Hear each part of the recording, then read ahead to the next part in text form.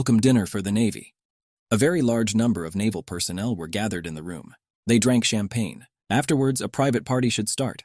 There were a lot of people in the room. Girls dressed up in lavish outfits, and also the young men who accompanied them. And to conclude the evening, a carriage ride through the night city was planned. After all, the naval personnel had celebrated the meeting and dispersed where to. One of the young men saw a casino sign in front of him. He paused for a moment and wondered whether he should go in there. But from behind, someone patted him on the shoulder and asked him what the young man had frozen.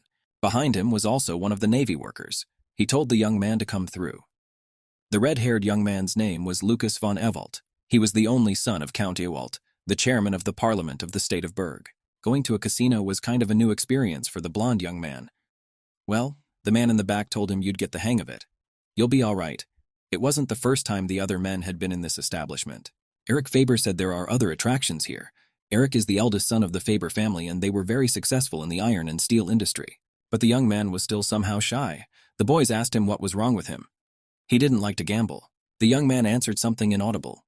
Eric and Lucas looked at the boy carefully. The young man closed his eyes at that moment.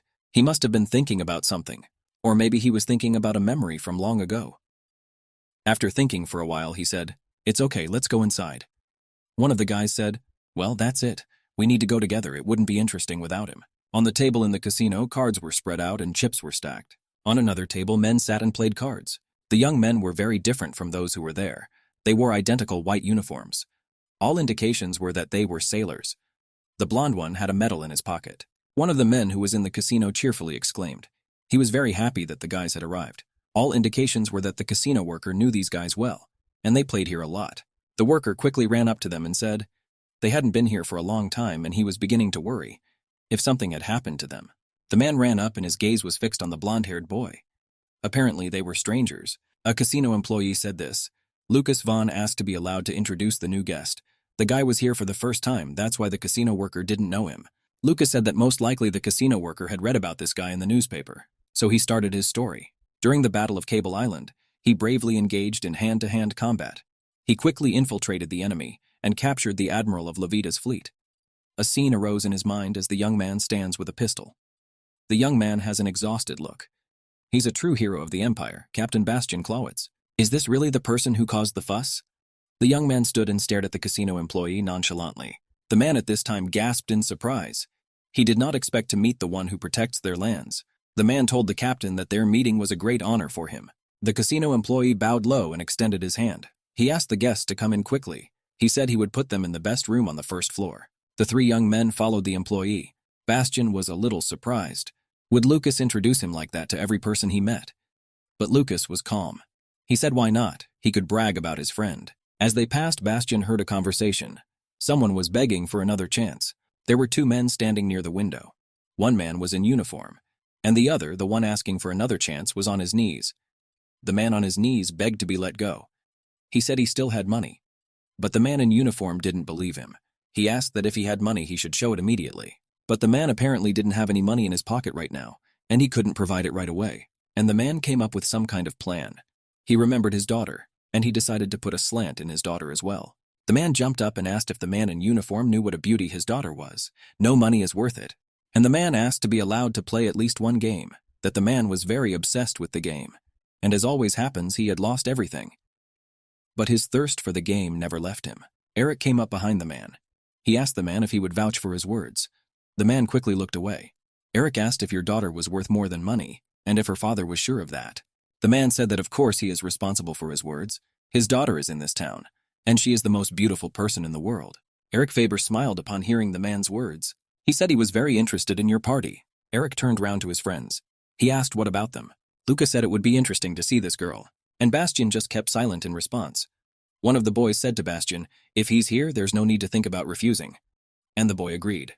A guy in Navy uniforms and a man who put his daughter in lieu of a bet sat down at the table. The casino worker laid out the cards. Each of the boys took his own stack of cards. The remaining cards were placed next to the stack. Bastian took a quick look at his cards. The deal wasn't bad. He rolled the cards into one pack and clutched them in his hand. He threw in a new one. Bastian was ready to start the game. It was already getting dusk outside. The full moon was peeking through the windows. The table with the young men was surrounded by others present in the casino. Everyone was curious about who would win and how the game would go. One of the men asked what they were playing at. What sparked such interest in those present? The man replied that he had missed the most interesting part. That Duke had put up his daughter as collateral, indicating that they were already finishing the game. The Duke sat and stared intently at his map. Eric Faber has already revealed all his cards. What a shame he was unlucky. The red-haired guy Lucas also said he was unlucky with his cards. Everyone directed their gaze at Bastian. The young man asked what his card was. Bastian only stretched out thoughtfully. Well. He sat and looked carefully at the remaining map in his hands. And so he revealed his card, and it was the ace of spades. Christian said that he had good cards from the beginning. Who bet on his daughter was dumbfounded. What had he done? And this time he was out of luck. He lost. The young men looked at the Bastian's map in surprise. They were shocked. This is victory. Bastian has won this game. It turns out Captain Klaus gets the greatest beauty of all. The goddess of victory accompanies him even in his cards. The Duke was shattered. He didn't understand how this had happened. It just couldn't be. He had lost this game. He had nothing left, not even his daughter. There were men coming up behind the Duke. They told him it was time to pay. One of the men laughed and asked, "Will the Duke now have a take?" The man looked at them. How could he agree to such a thing? The Duke shouted, "There must be some mistake here." Bastian looked at the man carefully. He looked pathetic. Bastian was disgusted to look at him. Bastian quickly got up from the table and told his friends it was time to get up. Lucas wondered what he was talking about. After all, he has to collect his winnings. Eric Faber confirmed. That's right, the game was fair, and now the Bastian has the right to do so. The Duke bowed and listened intently. He berated himself for putting his daughter on the horse. The Duke put his hand out in front of him. He asked me to wait. The Duke grabbed his hand all the time. He asked him to forgive him this time. Next time he definitely fulfill his promise. Constantly looked the man carefully in the eye. The Duke, too, stood watching with his empty eyes. Bastian said, disgusted, and quickly pulled his arm out. The man flew to the side. Lucas was very angry. He turned to the guards. He asked them to listen. They must provide the winnings. The Duke had been watching at this time and did not know what would happen now. The man caught his teeth. He got up and walked over to Bastian and said, "Does Bastian know who he is? How dare he dishonor him like that? If the Emperor knows how Bastian responds and his daughter, he will not leave it so easily. Because his daughter..."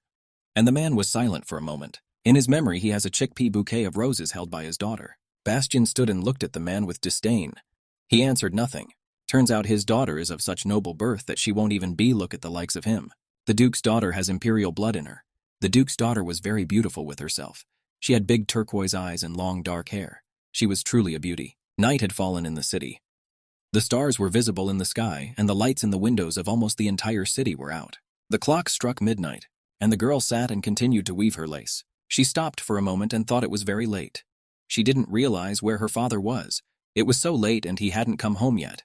The girl decided to wait for him until he came. Beside her at the table, leaning on her arm, sat a red-haired girl. Her name was Tyra. The black-haired girl touched the girl with her hand. The red-haired girl suddenly opened her eyes. She jumped up and looked at her sister excitedly. Her sister's name was Odette. The red-haired girl exclaimed that her father still hadn't come home. Odette that her father hadn't come in yet. Kira wondered if something had happened to him. The nurse took her sister's hands. She asked her not to worry. Everything will be all right. Big sister said that it was getting late and it was time to go to bed. Tyra agreed, and they quickly staggered into the bedroom. Yesterday she said that the sound scares her.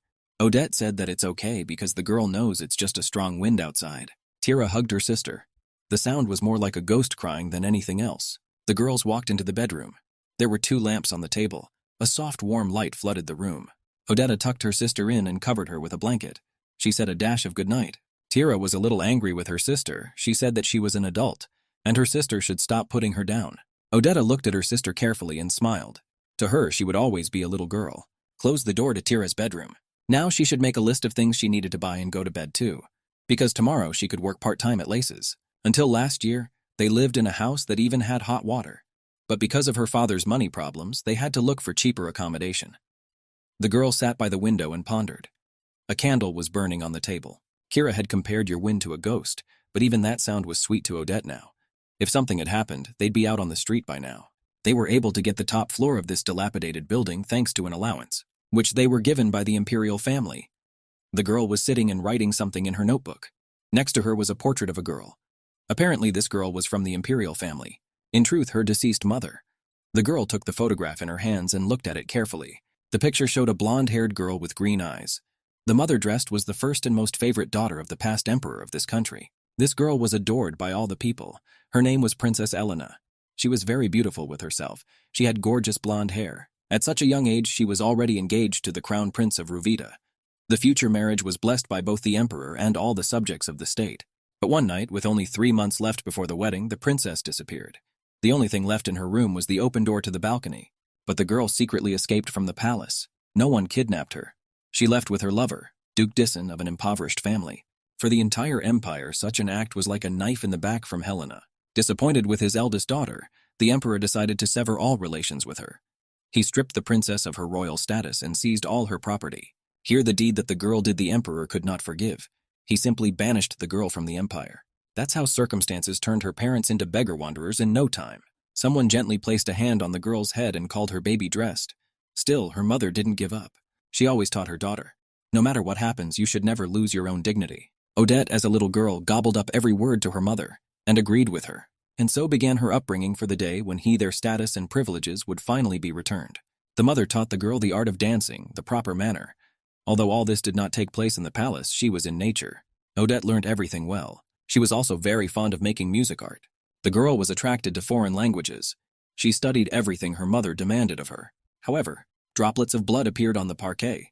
Odette exclaimed to her mother. Mother was not feeling well.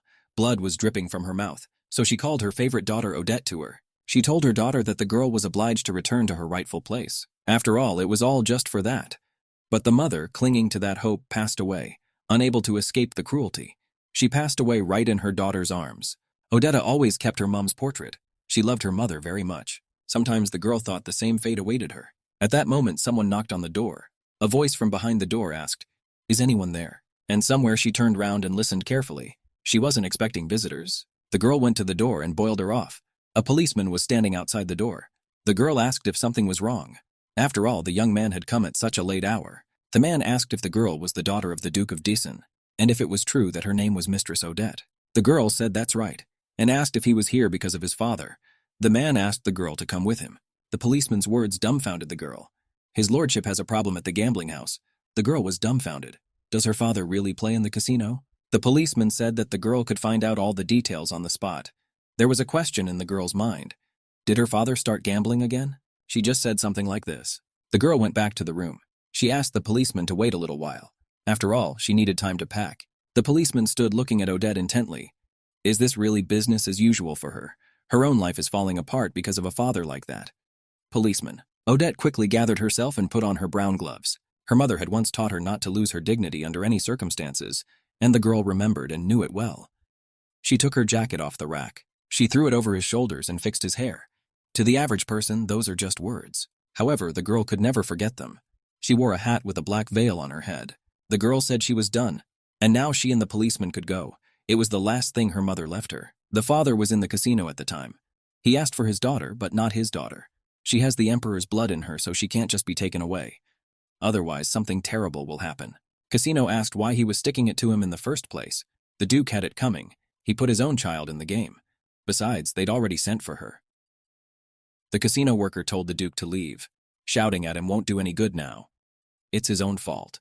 The Duke was dumbfounded. It was like this. He had put his daughter on the line with his own hands, and now he regretted it more than anything. Bastian sat and pondered. Lucas brought him out of his musings. He asked what it was like to expect an audience with a lady who thought she was His Majesty's niece. Bastian turned to Lucas. Was he really going to believe this swindler? Nastia didn't believe that lie at all. Lucas said, not that he outright believed it. It would just be funny if it turned out to be true. And the fact that she was beautiful, he by what criterion, and immediately wrote down the lie. Bastian sat there thinking, and these two are so naively enjoying the situation. But how far this joke would go. At that moment, a policeman opened the door. He informed everyone that the Duke's daughter had arrived. Bastian, he leaned on his arm. The others present in the casino were stunned. Had the girl really come? At that moment, a girl with a black hat appeared in the doorway. Her face was hidden under a black veil. She walked into the room and slowly approached her father. The father sat on his knees and looked at his daughter in horror. He berated himself for what he had done. The girl approached and asked for her father's debt to be read out. Everyone was stunned. The men were whispering amongst themselves. Why is she acting so confident? She didn't realize the seriousness of the situation. Eric came up to her. He said there seemed to be some kind of mistake. She wasn't called here to pay a money debt at all. The girl said if that was the case, then she had no reason to stay here any longer. She decided to accompany her father. The girl wanted to leave, but Eric had to tell her. that after she escorted her father home she would have to come back here. The girl didn't know what the young man was talking about, and Eric Faber said. His lordship had recklessly put his own daughter on the line. Odette was dumbfounded. Her eyes widened. Eric continued. Said he had beaten him, and Eric pointed at Bastian. The Duke's daughter was won by this gentleman here, and the young man asked the girl if she now understood. To say that the girl was upset was to say nothing. She didn't understand how this was possible, why she had to pay for her father's debts with herself. The girl turned to her father. The father fell on his knees and asked his daughter for forgiveness. He sat on his knees and had no idea it would turn out this way. His only wish was to win. But this time fate played a cruel trick on him. The girl clenched her fists tightly. She turned her attention to the gentleman who had won her. He was wearing a gorgeous white uniform. These men were definitely naval officers. Odette thought that if they were from the capital, they were aristocrats. But what should she do now? Grab her father and run as far away as possible. No, you can't do that. One try and they'd still have guards waiting outside the door. The girl turned and looked at Bastian carefully. She had very sad green eyes. There was probably only one way left, and she obediently approached the young man. She came closer and closer. There she was, standing right in front of the Bastion. She said, no shame, no conscience. Does the soldier, the defenders of the empire, spend his free time gambling? Does he know that buying and selling people is forbidden in this country? Bastian said, he doesn't think it's quite the place where law and morality usually resides. Since when does a soldier forget his own honor and dignity when he crosses the threshold of a mountain house? It was amazing that in a situation like this she could still read instructions. The girl's straightforwardness was astonishing. She asked to forgive his father's mistake this time. She asked to be allowed to pay back the bet his father had made with money. Bastian looked at the girl intently. He put his hands in his pockets, and he answered like this. He said he didn't want to. The girl's eyes widened. She hadn't expected such an answer. He told the girl that she should obey. After all, she is his gain. And Bastian asked the girl to take off her veil. He said he wasn't interested in her or her money. However, if he left it as it was, he would be at a loss. So he asked the girl to show her face for once. Then they'd be even. Odette didn't think to do that. Decided that should be enough for a good spectacle. His friends were telling him that it was somehow very easy. They told him to ask for more, and he couldn't wait to see how it would end. If I let the girl go now just like that, then those fools, his friends, would definitely not leave her alone. And Vasia didn't want to be dragged into another adventure. The Duke said that's fine. Just have to do what he asks and they can get out of here. Well, the girl didn't say anything, and she was in no hurry to pick it up. Bastian said that if she didn't want to and was going to stick to her own principles, then... The young man didn't finish. The girl asked if he was sure he would keep his promise. Bastian stood and watched in silence. An officer must always act with honor and dignity. The young man said, of course, wasn't that too noble for a gambling house? The girl thought for a few more minutes. She said that she would not let the officer try to keep his word, and she took her hand to the brim of her hat. Lucas and Eric were stunned. Everyone present as well as the casino employee also opened their mouths. The girl took and with a quick gesture removed her hat, from where everyone saw the green eyes. The girl was a dazzling beauty. Bastian didn't expect to see such beauty. He was simply eclipsed by her beauty, and he remembered the Duke's words. In all the city, in all the empire, there is no equal. The young man thought that this vagrant Duke was lying, but his daughter was indeed beautiful. At least it turned out to be true. It's dawn. In the room, the Duke was lying on the bed and sleeping soundly. He was snoring all over the room.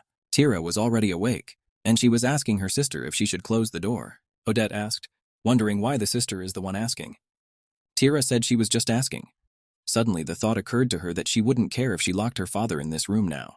Not only would she feel nothing, but she'd be glad. The sister was astonished at the words of the dash. The girl tolerated it when he got drunk every day. She put up with him throwing money down the drain. One could get used to such things and even put up with them. But sister said she would never forgive him for what he had done to Odette. So she suggested that sister see for herself. My father, as soon as he stepped over the threshold, fell into a wireless sleep, as if nothing had happened. Tira didn't understand how anyone could be so shameless. They went back to last night. The debt was only paid thanks to the man who won it from his father. Fortunately, this officer was decent and kept his word. So the girl and her father immediately left the gambling house. They left the gambling house as soon as everyone saw her face without the veil. Tira asked what about telling His Majesty about it. The sister suggested that the other sister ask him for help before the father made another mess of things. Maybe he'll listen to the sisters. After all, Odette is his niece. At that moment, the book fell out of Odette's hands. The girl jumped up from her chair and shouted loudly, "No, you can't do that." If her father's transgressions became known, she didn't even know what would happen to their allowance. Odette stepped close to Tira and asked her to listen carefully. She forbade her sister to do so. The girl asked if her little sister understood everything. Ira hadn't expected her sister's behavior. She was just confused. The girl said, well, She blamed her sister for talking about the imperial family. At that moment, Odette hugged her sister Tira tightly. There's no help for them. Because to the ruler, she is but the despicable child of the man who destroyed her own sister. The country houses of both the imperial family and other aristocrats are located on the coast of the seaside town of Lurden, which is close to the capital. Its pearl is the northern part of the magnificent scenery. It originally belonged to one ancient earl family. However, soon the possession of aristocrats that did not keep up with the times. It was a very beautiful place. There were big palaces here. Everything was reinforced with tiles. There was a lot of greenery. These lands were purchased by the wealthy who practically monopolized the railway business of the Burke Empire. The Clowitz family. Officer Bastian Clowitz himself was from this family. Auntie shouted out Bastian's name. She was very glad to see him. The girl asked if he'd come on the railway himself. The woman was Bastian's Aunt Maria Cross. Poole got out of the car and said to his aunt, as she could see he had come in this particular car. The woman didn't understand why he would purposely do something his father didn't like. Bastian held out his hand and said he didn't know it himself. The young man said that maybe he could still spare his son, who can't even afford a driver. The doors to the kingdoms have opened. Up the stairs to the first floor was a red carpet. At the side stood the maids. They bent down and saluted Bastian's appearance as a sign of respect. The aunt, along with the young man, were walking down the lane. His aunt said if anyone was more interested in his property than he was, it was his father. Alas, Bastian couldn't say he owned it all. All he owned was the old house and the deposit. Auntie was surprised. The entire Bastian continued to remain silent. It was rumored that he had inherited his mother's huge fortune. Auntie said if the young man doesn't want to talk, that's fine. She respects whatever decision he makes, and she would just silently support him from the sidelines, like she has all along. Besides, only Bastian knows the real reasons why Grandpa trusted you after all. Bastian looked at his aunt carefully. He laughed merrily and added, doesn't know what she's talking about. The old-looking aunt exhaled. She asked Bastian if he knew that we would have someone at your little brother France's engagement party tonight.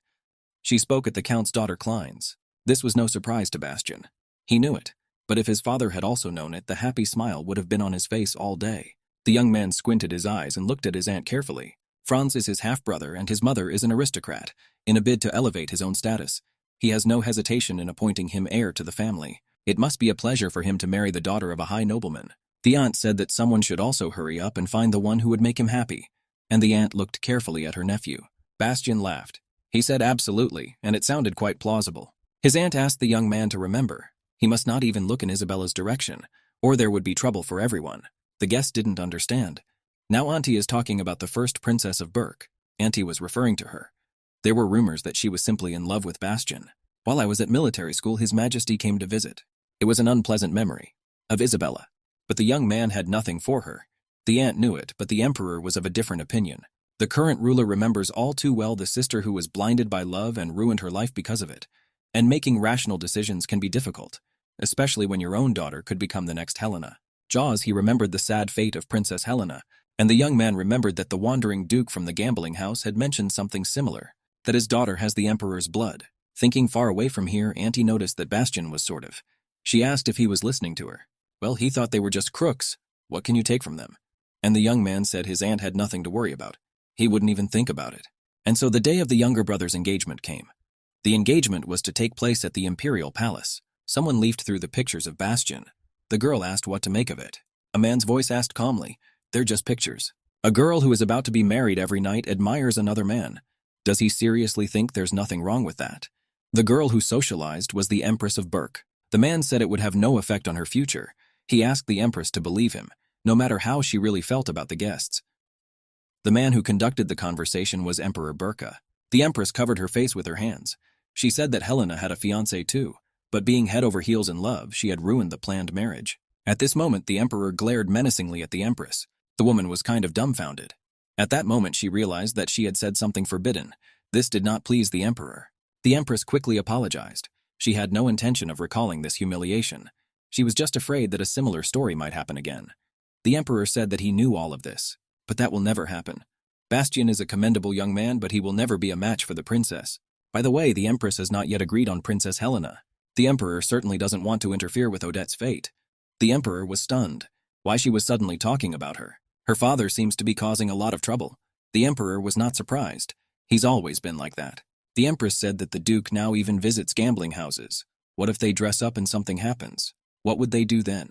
The only reason he'd ever shown any concern before was because of Elena. They must be going through a rough patch right now. The Empress, too, despised the Duke with all her soul. but that didn't mean her beloved daughter Helena should suffer like her father. The Empress said, "Why not take one look at her?" The Emperor was in thought. The Empress also added, "How about we find a suitable groom for you? Captain Clawitz, for example." The cameraman's eyes widened in surprise. Clawitz. And the Emperor quickly pointed his finger at the photograph. Could it be that the Empress is referring to this particular Bastian Clawitz? That was correct. The heroes of the Empire had reached a high position despite their low status. If he wasn't demoted in the future, he would be well worthy of marrying a girl from the imperial family. He is one of the richest men in the Empire. Why would someone who could get any petty aristocrat's daughter as a wife mess with Helena's child? The Dissons may be poor now, but they are still a ducal family with a long history. Besides, Odette is also from the imperial family. But there was one but. The Empress quickly grabbed the Emperor's hand. She said it would only be good for Isabel. As soon as Bastian seems busy, she'll make the right decision. The Emperor thought for a moment. The Empress's words made sense. Since her husband is the Emperor, so why not use one insignificant officer as you please? The Empress asked me to protect Princess Isabel, just forced to visit and Odette to marry. After all, in this world marriage is a form of business. So, for example, received a huge inheritance from his union with his mother. His father married a second time, but to a woman from an aristocratic family. All for a chance at high status. He was not the sort of man who would miss the benefits that a new marriage promised. Well, I'll always remember that lesson. He showed up at the palace by himself. Some girl in a blue dress and blue shoes came up to him. She told him that they had not seen each other for a long time.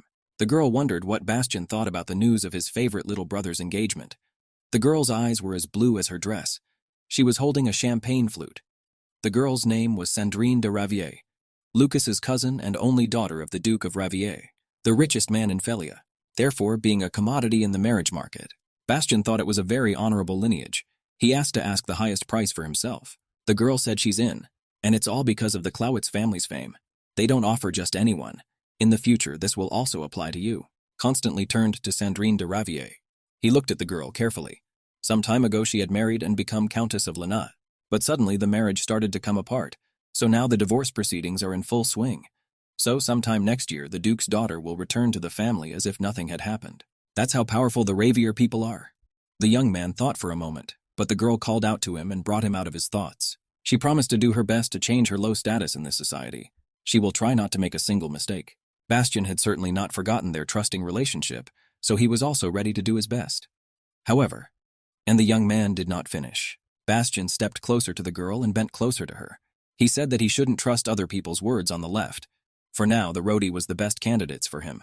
But the situation in the marriage market is sometimes of the lesser, and he asked the girl if she agreed with him. The girl looked closely at Nastia and asked if he was threatening her now. Bastian laughed. Not at all. Rather the opposite, he hoped she would finally be freer. It was a little friendly admonition from the Countess. The Countess looked intently at the pool and remained silent. She said the young man was now smiling more cheerfully than usual. But there was no need for that. At that moment the girl noticed something behind the young man's back. A woman was standing a little away. Said his stepmother glares angrily in their direction. She would soon be sickened by the sight of her husband's son, who was now socializing with a member of a noble family. Bastian laughed. He said that the girl was very guessable, but he didn't have to say that. After all, it was clear even to himself. The girl said she would leave him now. Today she just wanted to make sure that their warm relationship was strong. Bastian told the girl yes to the meeting. The girl turned around and quickly started to walk away. A girl in a yellow dress stood nearby and watched the scene. She asked the Force to see it. All indications are that there was clearly something between these two. Would the remarriage of Countess Lanat happen to Captain Calicutz? A little further behind the girls stood that you have all the time. She listened carefully to what people were saying. Tired of dancing, Bastian went out onto the balcony. It was quiet, calm, and cozy. The moon was full. He leaned on the railing and gazed intently into the distance. But suddenly something seemed strange to him. He remembered that girl he'd won at the casino. After all, she hadn't even thought of crying.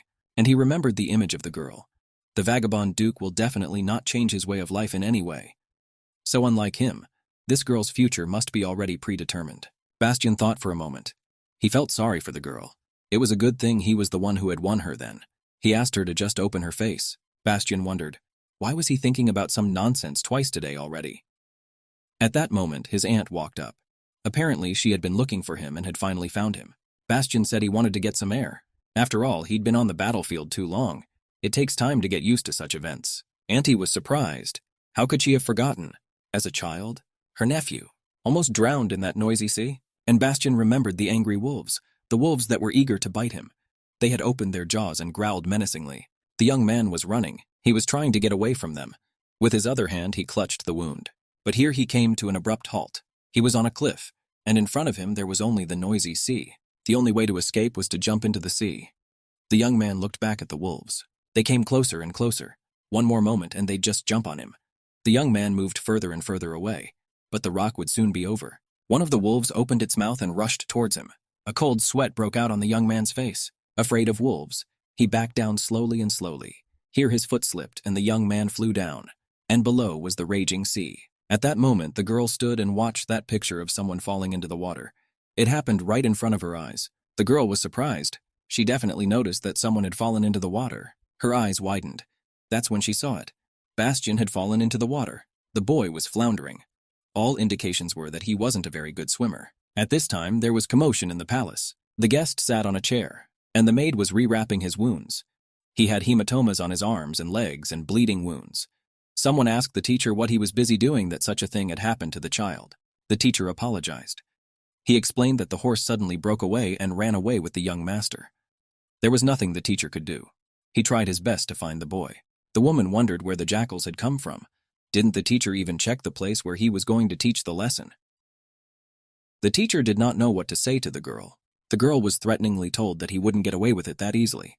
They'll investigate and… At that moment, a gloved hand came down on the girl's shoulder. A man's voice said contentedly, "Maria." It was the emperor. He said it was just an accident and nothing more. I have a teacher to blame for it. The boys are fine. The emperor's name was Jeff Clowitz, and he was Bastian's father. The girl Maria was the emperor's sister. She said his son could have died. He can't just turn a blind eye like that. The emperor said they would forget the whole incident as soon as the teacher responsible for the incident is dismissed. His only fault is that he didn't think it through. The girl nervously shouted out to her brother, but the emperor at that moment had already turned his back and started to leave. He approached his son. The emperor asked the boy a question, if he was all right. The boy raised his blue eyes and looked at his father. His father said fate favored him. The boy didn't quite understand the meaning of those words. His eyes were rounded. He looked at his father carefully and did not know what to say. A little further away stood the emperor's sister Maria. She listened attentively to the conversation that was taking place between the pool and his father. The girl decided that her brother emperor was definitely not himself. Could the boy have just been bitten by jackals? But the wounds that were on his body didn't look like bites. She didn't think they were even received on the same day. The young man could not continue to stay in this house. This decision was made. Maria immediately contacted the relatives of Bastian's mother. She wrote them a letter. A week later, he was taken in by the Eilist family. But even if Jeff himself wanted to get his own son out of his sight, Aunt Maria was not at all sorry for what she had done. The boy would only be able to take revenge when he was alive. All these events flashed before Auntie's eyes. Poole also remembered the time when he had almost drowned in the sea. Aunt Maria said to Bastian, to be honest, she didn't really like that divorced woman. It was too hasty of Auntie to call her that on her part. But still, it was true. She couldn't deny that she had all the right qualities to achieve his goal. If the boy relies on the Ravier family, it would be a huge blow to the emperor. Bastian thanked his aunt for understanding. Her words did not know that the young man had to discard all other candidates for his bride.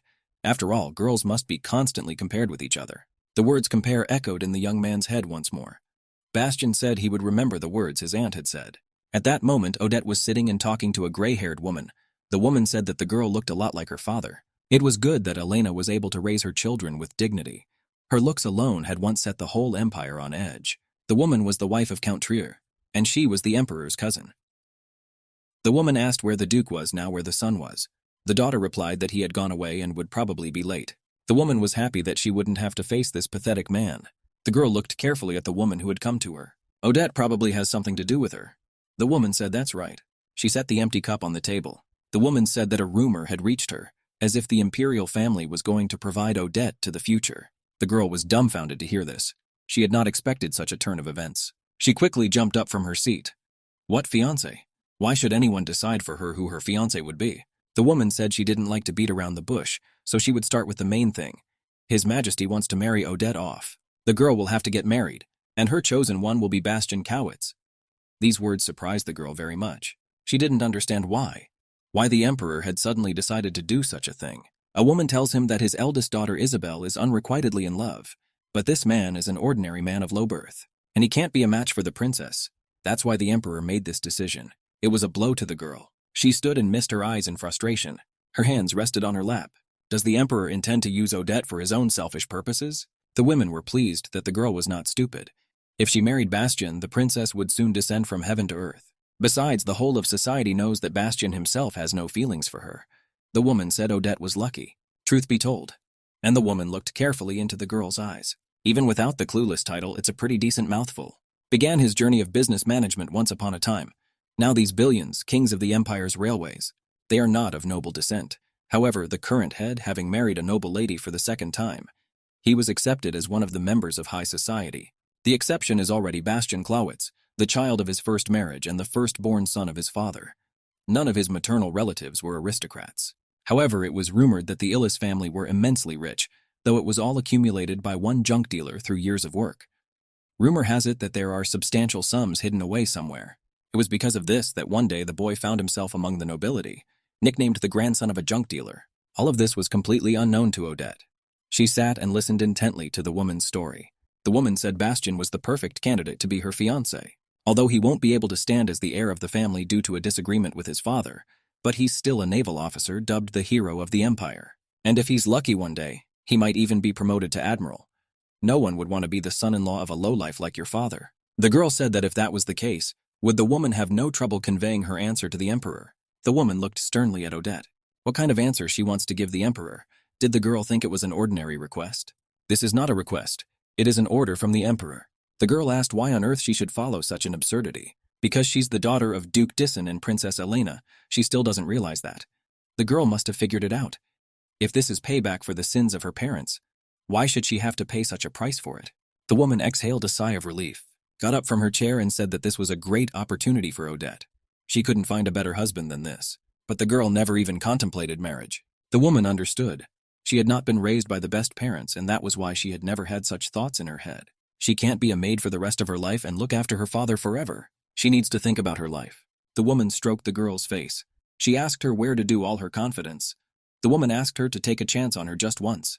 Maybe Bastian Clawitz will like her pretty face. At this time, the events took place in Bastian's private townhouse. The butler welcomed his master back. The butler's name was Lovik. He was a tall man with dark hair and glasses. It seemed to him that Bastian's dinner had gone on too long, that everyone's so focused on politics these days. Besides, it's an opportunity to maintain friendly relations. Bastian said that he plans to wear a military uniform for the next few years. Butler decided that this was quite an onerous task. The butler came up first and opened the door for Bastian. The butler told Bastian that he had received a letter from Lady Odette. At this time, Bastian loosened the tie on his chest a little. Did he really get a letter from Lady Odette? Bastian completely untied the tie round his neck. The butler said it was right. It's the emperor's niece. Bastian thought for a moment. The butler said he left the envelope on the table as usual. The gentleman said it was a good job, gave him his jacket, and let the butler be free. The butler quickly staggered for the exit. According to aristocratic etiquette, a lady of high rank is the first to contact the person she needs first. He had a hope that she would not do so, but the envelope now lay on the table in front of him. He's been thinking. And then there was this talk about the wedding, a few days ago at the palace. The Marquis of Demel, CPA, summoned Bastian to convey the will of the monarch. The emperor considers him a close friend, and that is why he has been entrusted with such an important task. The admiral asked if the young man knew the story of the emperor's exiled younger sister, Princess Helena. Bastian answered in the affirmative. The admiral said that His Majesty was going to formally introduce Bastian to her daughter. The man was stunned. Was it really the emperor's order? The admiral lowered his eyes. He said, "Alas, it is the emperor's order," he said. "His Majesty wishes to marry his niece, Lady Odette." The young man was shocked. He took a cold shower and wiped his head. The towel fell to the carpet. Bastian sat down on a chair in his dressing gown and thought about it.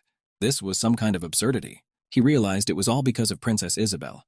Everyone knows she's in love with Bastian, but he didn't love her at all. The envelope on the table caught Bastian's eye again. He would have to open it after all. The young man had decided that not even the emperor himself could force his sister's child to marry. And the young man quickly exhaled. However, nothing is overpowering.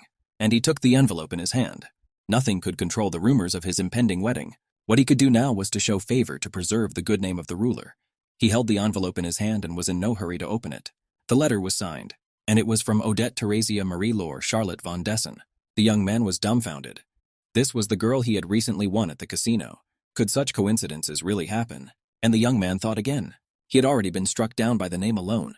Tyra's sister told Odette that she had received a letter. She left it on the table. The girl thanked her sister. She walked over to the table and took the envelope in her hands. The letter contained the following text. The young man was in agreement with the girl. He was ready to book an area at the Rhinehand Hotel on the avenue. They were to meet there on Wednesday at 2 o'clock in the afternoon. The girl thought the young man was very rude if he asked her to come to the lounge straight away. But on the one hand, here was a polite story about Poe Bastian. Well, here are the last lines. The young man didn't even write his full name at the end. The girl put the envelope on the table. What a man this Bastian was. The reply letter did not arouse any positive feelings in her. She remembered her aunt's words. Had she thought it was an ordinary request, it was an order from the emperor. Even that was a threat. However, she still couldn't resist more emperor while their allowance was at stake. And she looked at the gorgeous blue dress hanging on the wall. She never thought she would ever wear the dress her mother had inherited from her, and she gently touched the lace of the dress. She must meet His Majesty at the ball to be held at the palace and have a serious talk with him. And then the day came for Bastian and Odette to meet. Lucas put on his boots and didn't realize how much longer he still had to do this. He was sent to headquarters to deal with the paperwork. Well then, why was he getting a military education at the school? It was too much. Bastian said if he didn't like it, why not apply for a job on a military vessel again?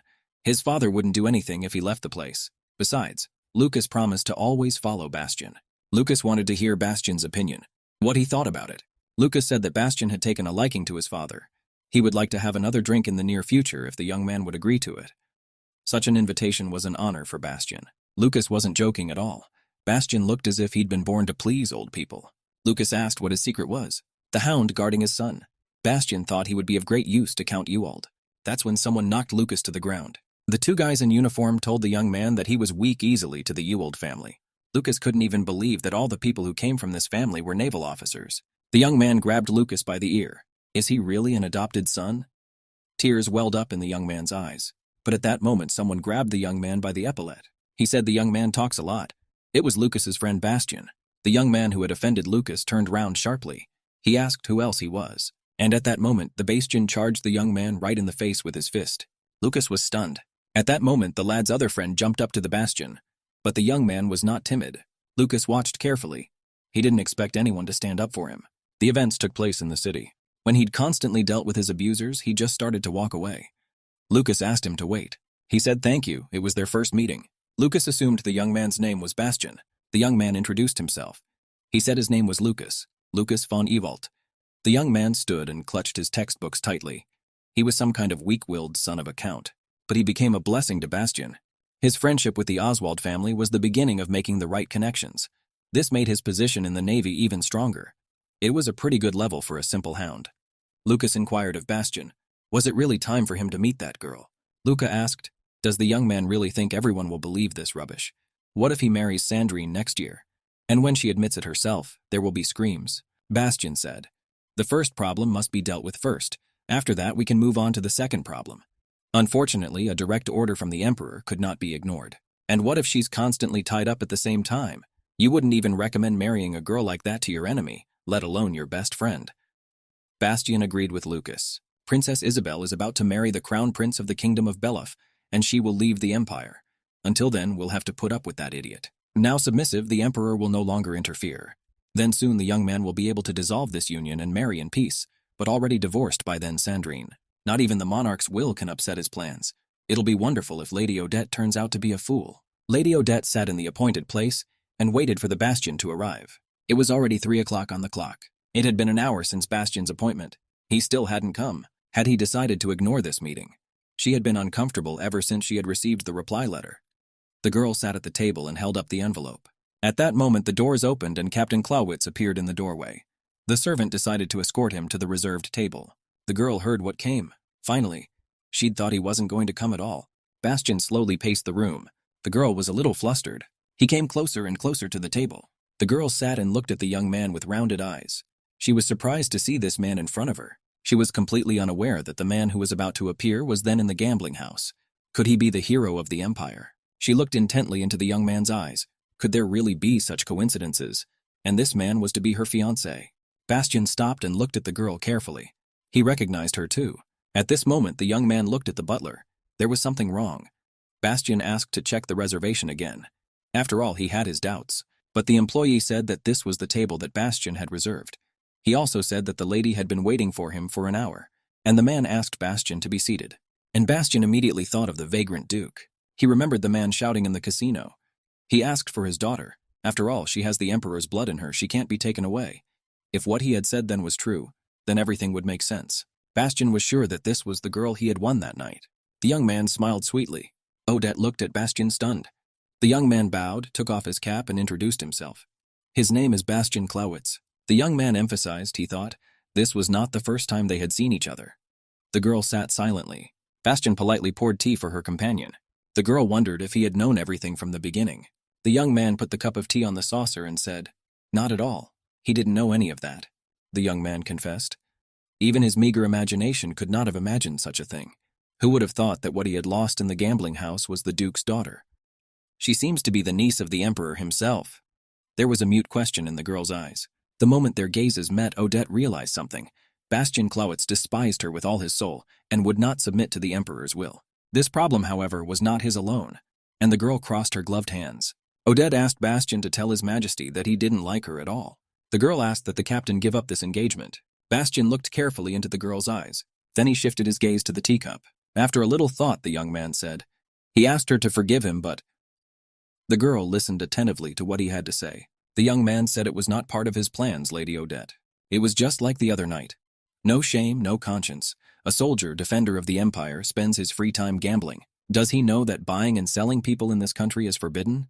How then, instead of praying, his requests were received like a little kid on a naughty child? So when a man has no power, he uses his ancestry, the only thing he has left. Apparently, she had never forgotten her aristocratic roots, even though she had lived her whole life at the bottom of the ladder. Bastian asked her if she knew of any rumors about the Dyson family. The girl looked the young man straight in the eyes for a second.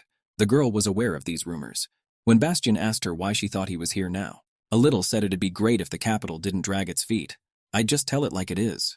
The young man said that he was now doing everything he could to remain loyal to the Emperor's will. The girl elaborated a little. You mean he's going to agree to this engagement? The young man said, unfortunately, it won't come to a real marriage. This play will end the same day as soon as Princess Isabel is married. The girl couldn't believe her ears. The spectacle. Does Bastian really want to deceive the imperial family? It seemed to the young man that the girl had misunderstood something. They just have to play the role of lovers about to get married, and they will play as the Emperor wishes. The girl didn't expect to hear that from this guy. As Odette saw it, young Alish is a military man. His Majesty is the ruler of the entire country, and if such a man gives him an order, he must follow it. The girl thought for a moment. It was all to protect the princess. If she didn't know that, she wouldn't have come today. Odette Poe wondered if the young man was completely unconcerned about how low he would go in the eyes of society after such a deception.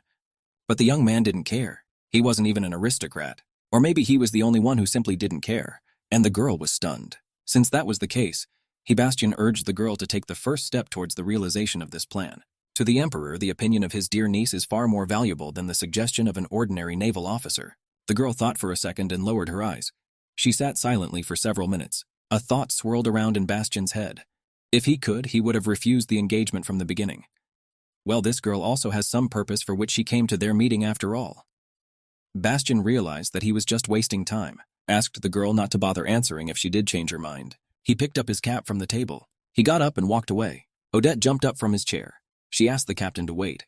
The young man stopped and turned his face. The girl handed him some kind of envelope. Bastian looked carefully into the girl's eyes before accepting the envelope. A thought flashed through his mind. Is the girl trying to give him money? He asked if the girl wanted to pay him back for the tea. The girl said yes because she wasn't originally going to have tea at someone else's expense. She stood, holding out an envelope to the young man. Bastian once again looked carefully into the girl's eyes. The girl's face flushed red. He smiled a little. After saying that, the Bastian laughed loudly. The girl hadn't expected such a reaction. He quickly turned away, put on his cap, and walked away. He said he didn't need any money. He asked her to give it all to the Duke so that his daughter would never have to come to the gambling houses again. The girl didn't know what he was talking about. That day, the girl was just lucky that he was the winner. Next time, however, her luck may turn against her. Does the girl realize that? The girl looked at Bastian with frightened eyes. But the Bastian turned away again and strode away. Odette thought the man despised her, and still she willingly followed His Majesty's orders. So before the princess leaves the country, they must pretend to be in love. Such a solution would definitely be successful. But there was one thing. Well, when this is all over, what's she gonna do? The events took place in the city.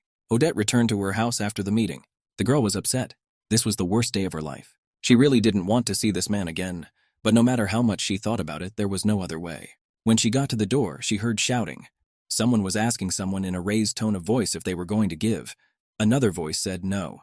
Odette realized the screams were coming from their flat. Was it? And the girl quickly grabbed the doorknob. In the room, my sister and father were arguing. Tira was shouting that it was her and her sister's inviolable reserve. She told father not to touch it. The father called his daughter cheeky and raised his hand high. Another second and he would have hit the girl. Odette was stunned by what she saw. She shouted her sister's name and rushed to her. It was Odette who took the hit. When I saw him hit his older sister, he hadn't expected to see her here. And the girl at this time had her little sister with her. Odette asked her sister if she was okay, and her father didn't understand why she was here. Odette said if her father ever raised his hand to her little sister Tyra again, her patience will run out, and then something terrible will happen. But the father wasn't afraid. He asked what would happen if he raised his hand again. What would she do to him then? What daughters could do to him? The girl said that if her father ever raised his hand to her sister or her again, then his worst dream will come true. Father was fierce. How dare she threaten her own father? And the girl said there would be no payment from the imperial family, whether father will remember it well or not. Father was silent for a moment. He was very fierce, and the girl confidently looked straight into his eyes. The father called his eldest daughter a bastard. He quickly turned round and walked away. Kira fell to the floor and started crying, and her older sister behaved calmly. She was her father's weakness. For as long as money came to her as a member of the ruling dynasty, he could do nothing. Odette didn't want to lose Tira even if she had different mothers. At that moment, Tira was sitting at the table crying bitterly. Odette looked around. She also didn't want to lose everything they had worked so hard to achieve. The girl decided she had to be strong. Then she could protect what was dear to her. She could endure anything. The girl thought for a moment. If she is strong, she can withstand both her father and the princess play, which she will have to perform with Bastian. The events took place in the palace of Bastian, and ours was standing on the balcony. At that moment, the butler came out. He didn't expect to see his master here. Christian asked Lovis what was wrong, that an invitation to Her Majesty's birthday party had arrived, and he handed him a blue envelope. The butler told his master that he would go to the palace as a guest, and the butler brushed away a tear. Even his late mother would be crying tears of happiness right now. Bastian thought for a moment. It was probably not an invitation from the Empress. It was from the Emperor himself, who wanted to see if the engagement was going smoothly. Mastiam took the invitation in his hand. It was quite a reward. A ball at the palace? And the young man remembered the girl's last words, because she wasn't going to have tea at someone else's expense. The butler was surprised that the young man was happy about it too. Bastian said he can't wait to see what she looks like at the ball. It was dawn. The carriages kept arriving at the palace. In one of the rings that pulled up sat a man. He was dressed in a black faux. A bow tie adorned his neck. The man looked at the arriving guest in surprise. That carriage was Duke Herhart's. The Duke said that at last today they would be able to meet the most respected aristocrats of the empire. The young man answered him what he was talking about. The young man was Bastian's half-brother. His name was Franz Clawitz. The man was talking about Duke Herhart. They'd studied together for so long, but Franz hadn't even bothered to be friends with him. Well, Franz wasn't ready to be friends with anyone he met, especially a man like that. Matthias von Herhart wouldn't even speak to his mother, and their year of enrollment was different. How much money and effort has been spent to get into prestigious private schools? France had good marks, no one argued. However, that was his only virtue. He had never been able to fit into the world of men, where such useless concepts as art and philosophy were pursued. The girl said that the Duke of Dissen's daughter was to come to the ball tonight. The man was indignant. After all, this man is an aristocrat, but in such a position that the only thing left to do is to beg. However, he has taken to wife a noble lady who is His Majesty's kinswoman. Isn't it about time Bastian settled down? It was all true. But was it worth it for a young man to get involved with a girl from such a family? The girl thought for a moment. The Clawitz family had only been accepted by high society thanks to the efforts of Viscount Oswald. Oh, Bastian. However, this only applied to the husband, wife, and their son Franz. A Bastian of low birth could not get in, and yet the bastard managed to rise up the ladder quickly, just like the Empress did when she got Jeff. She even had to get her ex-wife out of the way. Franz asked if it would be a disgrace for them to marry him. After all, the woman would also have to become a member of their non-family. The Empress asked her son not to worry. Whoever Bastian's fiancé turned out to be, she would have nothing to do with their family. After all, he had long since left home and there was no kinship to speak of. Well, Franz tried to object. His father joined the conversation. He said that his mother was right, and France should only think of its future. Besides, Bastian will be at the ball tonight too. France will therefore have to be sure to show everyone what the heir to the Clauditz family is worth. The young man thought for a moment.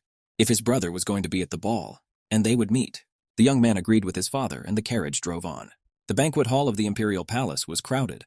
All the people of high society had gathered here today. The butler announced that Captain Clawitz had arrived. Franz bit his finger. He thought his brother would come straight to him.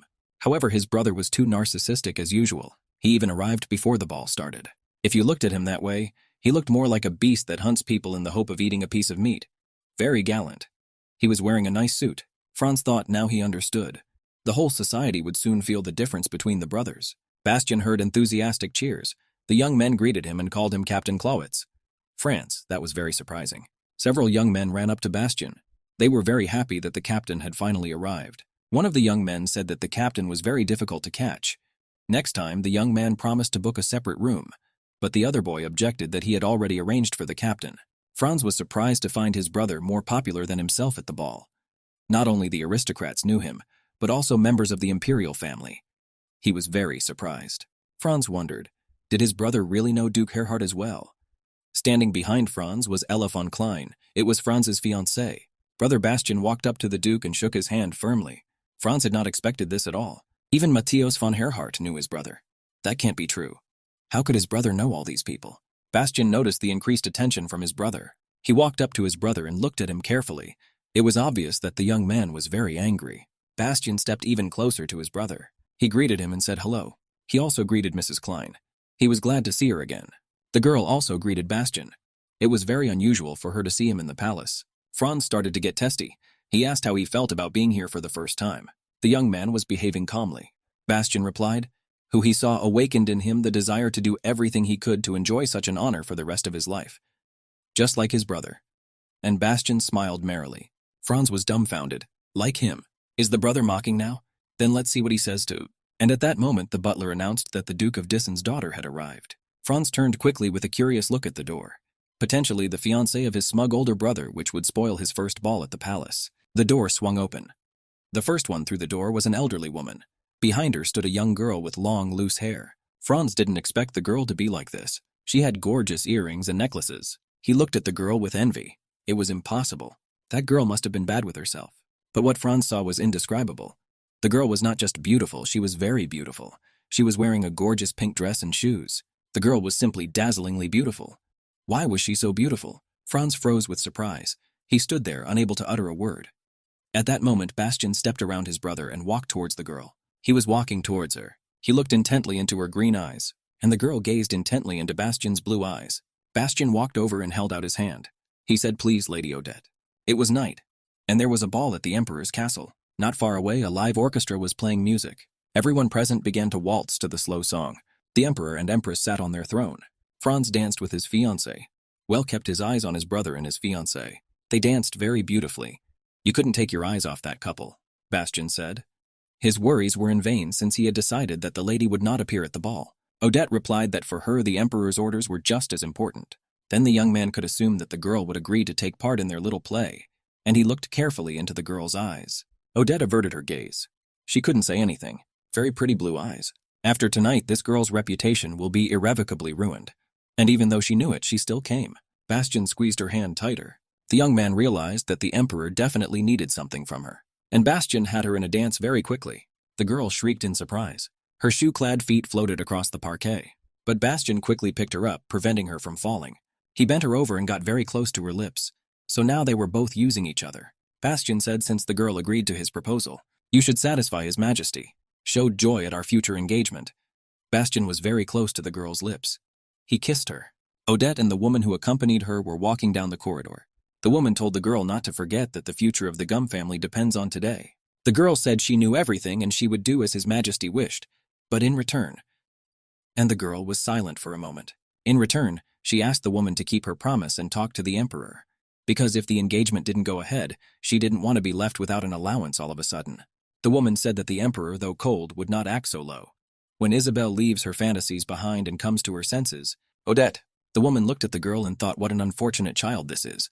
She may be calm now, but in the end this girl will be swallowed up by an unfamiliar world. She took her to the ball with her. Yet it felt like Odette had sold out. Odette saw the Imperial Garden, so she decided to go out on the balcony. The girl quickly went out to the balcony. Her mom had always told her about the Emperor's garden. Now she could see with her own eyes what the flowers here looked like. When Mum told her about the palace, you could hear the admiration in her voice, but it always ended in tears. She was just falling down and sobbing, the girl thought. She wondered if her mother would have made the same choice knowing how it would turn out. What kind of love is that? For the sake of a man like her father, she had to betray not only her country, but her own family. If you've made the wrong choice, all that's left is to silently accept it. But Mother was always in the clouds. Once in love, you can't go back if you've exhausted your feelings. So her mum lived like a traveler in the desert, enchanted by a mirage, and always thirsty. Odette remembered the moment when her auntie and I were approaching the doors that led to the kingdom. As courtiers announced the arrival of the Duke of Disson's daughter, but she has no plans for such an existence. After all, life was the most precious thing in the world. Odette knows perfectly well that her important foundation is money, but she didn't plan to chase wealth, selling her honor and pride left and right. After all, they are not the least important in the life of secular society, so she can easily keep them. She remembered Bastien asking her to dance.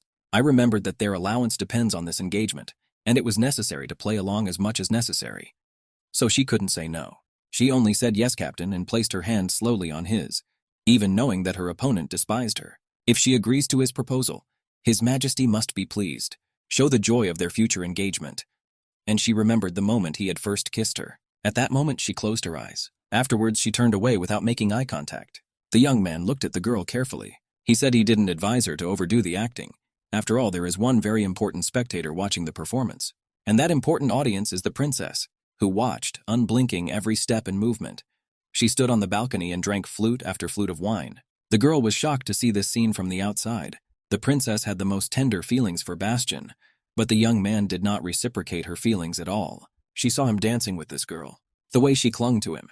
Isabelle reacted very violently to it. She didn't like it. At that moment, Bastien looked the girl straight in the eyes.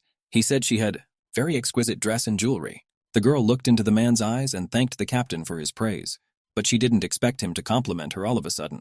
He guessed that the dress and the jewelry weren't hers, and she would have to give them back. But the girl kept silent and did not answer these questions. She only stared intently into his eyes. She had heard that this man had become an officer after graduating from a prestigious college and military school. He was better educated than any aristocrat, but he spoke rude. Maybe it was done on purpose, because you had already managed to insult the gambling house to the depths of your soul, forcing you to take off your veil. The girl remembered the events of the night. Since there was nothing else to hide, she'd better be more decisive too. The girl said that of course she would return all these things. After all, she had only borrowed them for one night. Today was a very important exam, so she couldn't come unprepared. But the girl said not to worry. She has enough savings to buy something similar on her own. Bastien turned to Lady Odette. He said she was wealthier than he thought. The girl said it was all because he cared. The young man marveled at the caring. Did he really care? The girl had said all right, for he would not accept her payment for the tea, and the girl laughed merrily. Thanks to his generosity, she didn't think she needed to worry about anything until they played their parts. The girl looked happy and cheerful. Suddenly she looked at Bastien seriously, and the young man said she smiled now for the first time. The girl said it was for the audience. After all, they need to see a happy bride. Bastien said thank God that the money she saved was being spent on something more valuable. She only had the money because of him, so she should spend it on something other than herself. Bastien promised to treat Lady Odette to a gourmet dinner next time. It was also that she could save even more money. The girl apologized and said that she had to decline the offer. Bastien quickly turned the girl around with her back to him. He wondered why the girl had declined his offer. Odette had said such sums would clearly be a burden to him. Bastien didn't expect that he looked like someone who was capable of selling out a noble lady for non-payment. Odette said anything was possible. She had stopped trusting him after their first meeting. Bastien looked carefully into the girl's eyes. All aristocrats are stubborn as hell. However, no one can surpass Lady Odette in this. They waltzed and chatted with each other. Bastien noticed that this girl is adamant. Bastien turned his attention to the girl's neck. Her neck was adorned with an exquisite necklace. It glittered with semi-precious jewels. Bastien was completely distracted. He completely lost sight of Isabelle, who was standing on the balcony. He was fascinated by the girl he was dancing with. With a sideways glance, he saw someone heading towards him. It was Isabelle. She came down the stairs quickly and walked straight toward them. You could tell from her appearance that Princess Isabelle was very upset. It was all written on her face. One of the guests asked the princess if she was doing well, but she paid no attention to anyone. A lot of people thought the princess was drunk. One of the girls asked if someone should be called. Isabelle was already very close to Bastien and his companion. She sank her barbed gaze right into the girl's eyes. Odette looked her in the eye proudly and boldly. At that moment, Princess Isabelle swiftly slapped Odette across the face. She shouted menacingly, "Girls need to stay away from Bastien," and the princess called Odette a tramp. Odette stood in the middle of the hall. Her face flushed not only from the blow, but also from shame. Princess Isabelle was furious. Her mother had allowed her to attend the ball if only so that she could see it. To hurt her so that she would let Bastien go forever. I can't believe her mother would do that to her. I wonder if her parents set it up on purpose. Princess Isabella quickly placed the wine flute on the table. The wine flew in all directions. She had only had eyes for him for 6 years. whereas he still remained loyal to the Emperor. Even now the young man was dancing with a girl he didn't like at all. He was a lowly war hero. She's the daughter of an estranged princess. This ridiculous union is sure to stir up society. That's when she'll put an end to all this foolish talk of marriage. Why should Bastien follow such an absurd order? Tears came to the girl's eyes. Princess Isabel realized how unhappy he was, and she clutched her face. But she knew the whole truth. So she rushed up the stairs to Bastien after drinking a lot of wine. She loved him, but she still couldn't say it. Was Bastien even willing to sacrifice himself for the princess? She thought of him as nothing more than a recklessly loyal soldier. However, did the Bastien decide to forget about the princess just because she ran down the stairs? And these we stopped her head. That her parents were against having a relationship with someone of low status. And now she's running up to the dancing couple. The girl standing next to Bastien has no idea what's going on inside him. It's just a puppet willing to do anything for money. Such were the thoughts in Princess Isabel's mind. She ran up and cracked the girl with a slap. Lady Dressed pulled back a little. The blow was hard. Princess Isabel knew that this was the way the girl wanted to change and the position in society. The impact was so strong that the beads around Odette's neck broke, and the beads flew apart. Princess Isabel called Lady Odette names in front of everyone. She told her to know her place, and to stay out of her way. The girl crouched down from the blow. For a second, she wondered what to do next. She quickly started picking up the scattered beads. At that time, Bastien approached the girl. He asked Her Majesty to calm down. Princess Isabel would not be appeased. She shouted that his companion only wanted money. She called Odette names and humiliated her in front of everyone, and forgot to say that she was no better than the same courtesans. Those words really hurt the Princess Dressed. The girl was disgraced and humiliated. She continued to collect the beads and wondered what she should do next. Princess Isabel is blinded by unrequited love and jealousy. Because of this, she tries to humiliate her with such words. But she can't even imagine what kind of life Lady Odette lived, so she knows perfectly well how to save face. The girl slowly picked up bead after bead. If you don't open your heart to anyone, it won't hurt either. Besides, she didn't do it because she wants to, it's just the Emperor's decree. Princess Isabel was hurt that Lady Odette did not respond to her barbs in any way. All the beads in her hand straightened up. Princess Isabel continued to shout that the girl noticed nothing but her jewelry. Or maybe those jewels weren't hers at all.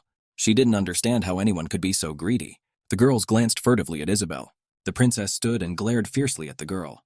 Thereupon Lady Odette turned round abruptly. She approached the waiter and asked her to save the beads for her until the end of the ball. The waiter gladly honored her request. Princess Isabel was hurt that the girl dared to ignore her. She didn't respond to her words or even to such an act. She didn't give her any change. The princess wanted to approach Odette again, but Bastien warded her off with his hand. He told the princess she was drunk. The girl had not expected to hear these words from Bastien. She looked carefully into his eyes. Her face flooded with color. Bastien stood looking sadly at the girl. That sad look spoke for itself. The princess interpreted Bastien's look in her own way. She thought their feelings were mutual.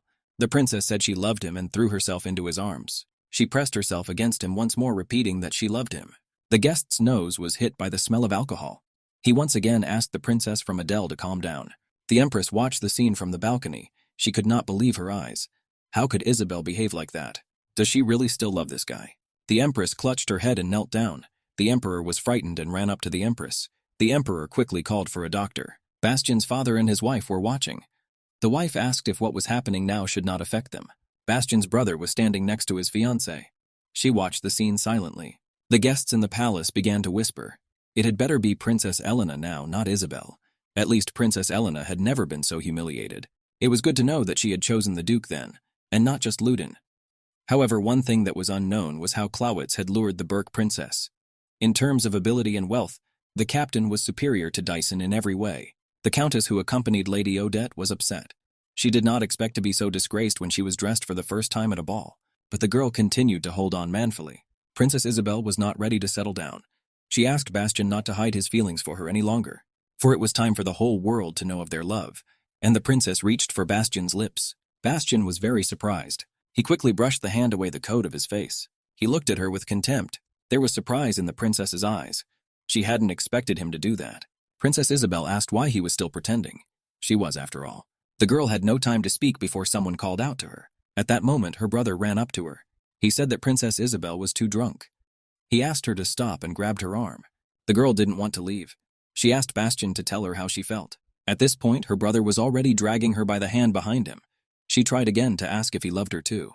Bastien exhaled a sigh of relief. Princess Isabel asked her brother to let her go. She asked Bastien to wait for her. At that moment, Bastien looked back at Lady Odette, who was standing behind him. He asked her if she was okay. The girl quickly fixed her hair. Bastian looked at her carefully. For several minutes, the girl stood silent. It was amazing. Even after such humiliation, she still managed to keep her face. The girl picked up her dress. The guest was standing there very surprised. Is she going to continue the interrupted waltz to preserve her dignity? As if such embarrassing insults meant nothing to her. The Mila girl bowed, just like the day she found herself sold to pay off her father's debt. He remembered that scene. The girl bowed obediently. She had the same aura of a noble and strong girl. Bastian was very surprised by the gesture. As much as I hate to admit it, the current Lady Odette.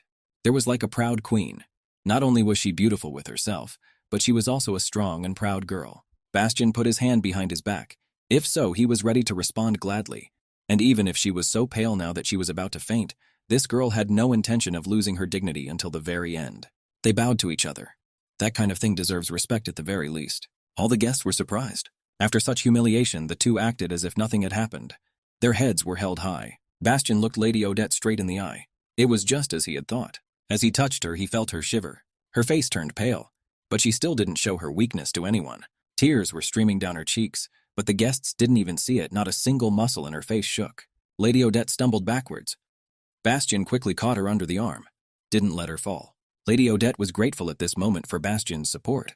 Bastian asked the girl to hold on. She didn't want to pass out right here. The girl naturally didn't want it to come to that. Sebastian squeezed her hand tighter. They danced beautifully and carefree. They were one of the best couples at the ball. When the music ended, Bastian gallantly escorted the girl out. He led her right up to the Countess. I was watching the couple the whole time. The Countess was constantly observing Bastian Clawitz. His aristocratic behavior and the ease with which he followed it were astonishing. The Countess couldn't even believe that this person was in the imperial palace for the first time. It felt like he was always attending events like this. As the boy and girl approached, the Countess asked if they had a good time with Odette. Bastian replied that it was a great honor to accompany such a beautiful lady on such a special day. The Countess said they would see him again. Bastian said well, turned around and walked away. The Countess and the dressed escorted her with a glance. The Countess looked at the girl. She asked her what she thought of Bastian. The Countess did not finish. She looked at Lady Odette. The girl leaned her head on her hand. It was obvious that she was unwell. The Countess asked if she was all right. Lady Odette said she was well. The Countess was well aware that the girl was not telling the truth. After counting like that, of course she's not well. The child that endures the humiliation of his position, and the Bastian that silently follows the next order. Which of these two was the more hardened? The Countess could not tell at once. She gently stroked the girl's hair. Elena had raised her daughter very well. The Countess also said that Odette's mother was a good person, even though she chose a man who wasn't quite right. The Countess laughed. It was a good job. Lady Odette was perfect, and it wasn't just her appearance. It's about the way she acted after humiliating the princess. There were tears in the girl's eyes, but she held on proudly. After that, she lowered herself into her gaze. The Countess hugged the girl. The girl thanked the mistress for the compliment. The events took place in one of the gambling casinos. The Count fell to the ground. The man was father-dressed. Casino employee asked the man to cut the bullshit. He'd better bring the money. And the man pushed the Count out of the establishment. The Count begged me to let him in again. He promised to be sure to share the winnings. The man asked the Count to stop flying in the clouds. Their establishment has enough debtors as it is. After that, the casino employee quickly kicked the door and slammed it shut. The man was upset. He remembered this scene when he was playing with the officers. He's in a lot of trouble. They won't let him anywhere else but here. Suddenly, Duke Dessen was called out by some chap. He realized that the man had nowhere to go. The young man asked the Count if there was nothing to catch here, why he should not turn to his eldest daughter. Dessen was surprised. Why should he go to her? The young man heard that she had a beau. The young man did not think that he would deny pocket money to an absent acquaintance. The man was surprised. Odette had a boyfriend. He said it was all nonsense and just a rumor. Why does she dress up like that and go out every night? Father was surprised to hear such words. The young man swore to God. He had seen his daughter heading somewhere the other night, and the carriage she came in wasn't one of the last. Wasn't that strange? The young man wasn't quite sure, but the man seemed to be a big fish. Doesn't he, as a father, care at all about where your child goes and what he does? The Count listened and walked away. This once again confirmed what kind of father he is. He knows absolutely nothing about his daughters. Gambling has clouded his mind. Come to think of it, she's really been away a lot lately. I wonder if she's hiding something. At that moment, he saw his daughter not far away from him. He quickly hid around the corner and started watching Odette. He didn't realize where she was going dressed up like that. Dissen's mind went back to the words of the young man at the casino.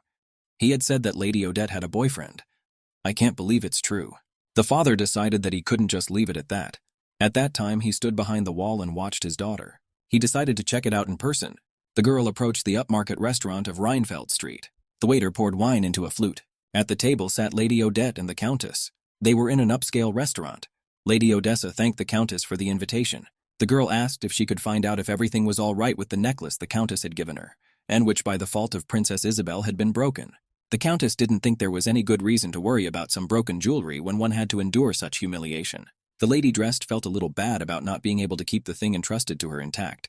It wasn't her fault either. The Countess didn't particularly favor refined expressions and suggested getting to the point. Odette was willing to reimburse her if she so desired. The Countess was surprised. She didn't expect me to be able to pay for the damages somewhere. The girl decided to tell His Majesty. After all, it was undoubtedly the princess's fault. Did the girl want to demand a sum of money from her father for the things his daughter had ruined? Perhaps the emperors would heed her words. Even if the girl herself is not that important to him, the duty to the Countess, a significant woman of the imperial family, he will dare to ignore me. The Countess looked at the Odette in surprise. It was right. Exactly such an important person had made a mistake. One cannot turn a blind eye to such a thing. As soon as the jewelers gave an estimate of the cost of repairing the jewelry, the Countess would send a letter to the court demanding payment of the cost. Lady Odette inquired if it could be repaired. The Countess replied that she certainly had, for the girl had collected all the parts of the long-suffering necklace. Odette said thank God. The Countess saw that before the Clausewitz she showed indifference, whereas now she smiled like a blossoming flower. The Countess said that the princess had gone to the summer palace. It was a bit like being imprisoned. She asked him not to worry about it and to concentrate on the engagement. What happened at the ball has stirred up secular society. A corresponding effect is to be expected, when Isabel would come to her senses and forget about Bastian. Odette agreed, and the Countess thought for a moment. It was time for Bastian to appear.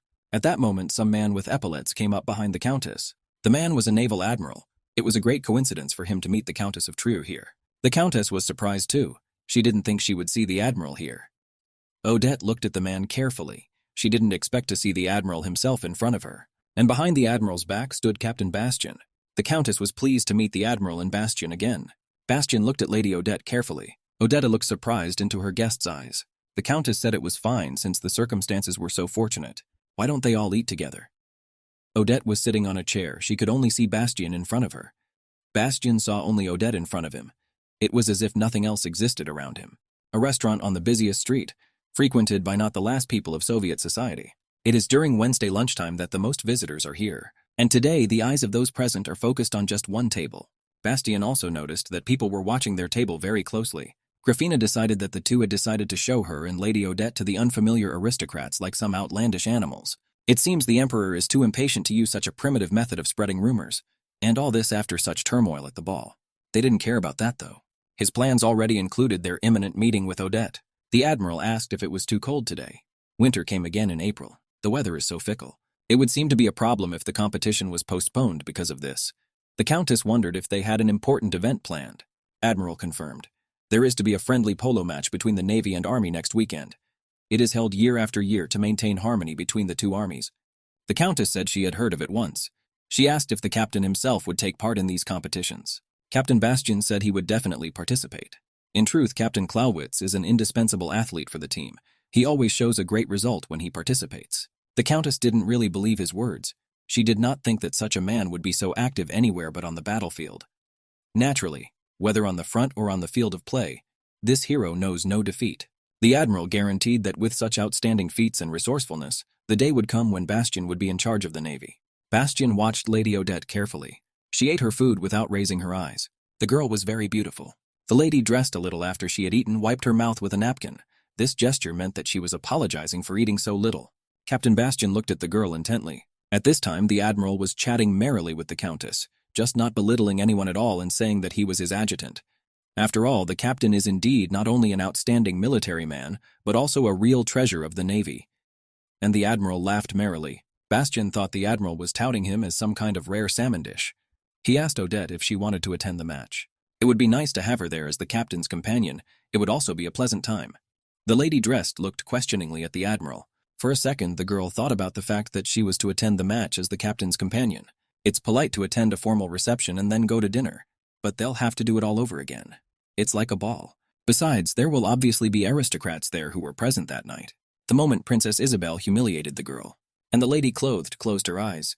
She was a little ashamed to be in that place. Well, she had no other choice. And the girl said that if it was an invitation, after all, it's a decision, it's a responsibility.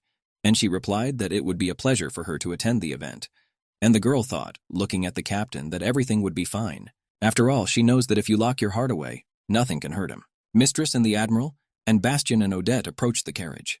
The Countess turned and said that she had something to discuss with the Admiral, so she was assigning the dressing to the captain. The Admiral looked at the Bastian. The noble lady should be escorted out after dinner. The Admiral wished him a good time and helped the Countess into the carriage. The Countess told the captain to see you later. The carriage drove forward and Bastian was left standing with his clothes on. The girl was a little embarrassed to be alone with Bastian.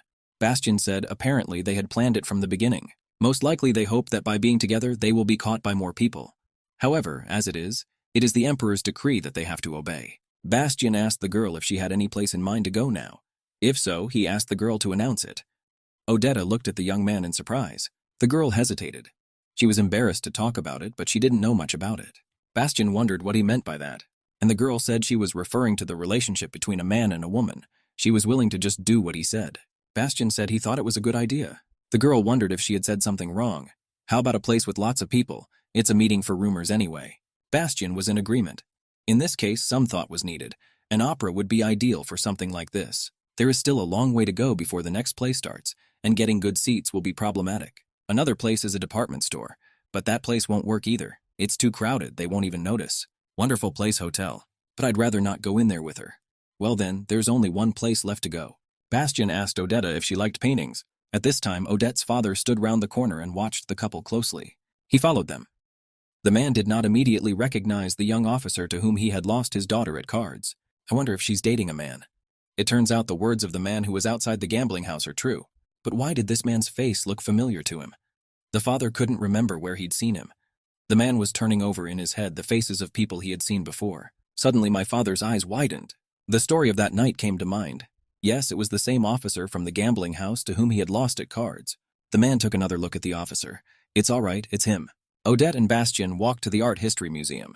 They walked on, taking a leisurely stroll.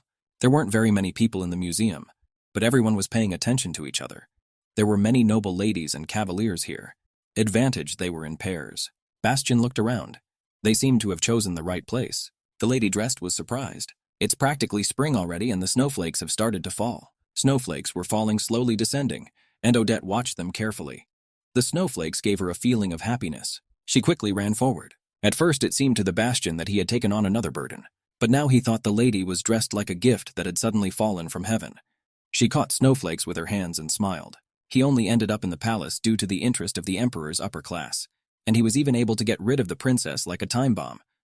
That couldn't have been more gratifying. Snowflakes were falling on Odette's eyelashes. This girl has been through a lot, and Bastian slowly took off his cap, but she still remains a noble lady. Bastian slowly approached Lady Odette. He quickly put his cap on her head. In this way he wanted to protect her hair from the snow. Bastian reflected. An engagement to such a man would definitely elevate him in social circles, and somewhere had not expected such a gesture. She looked carefully into his eyes steadily. The young man said it was time to begin their play.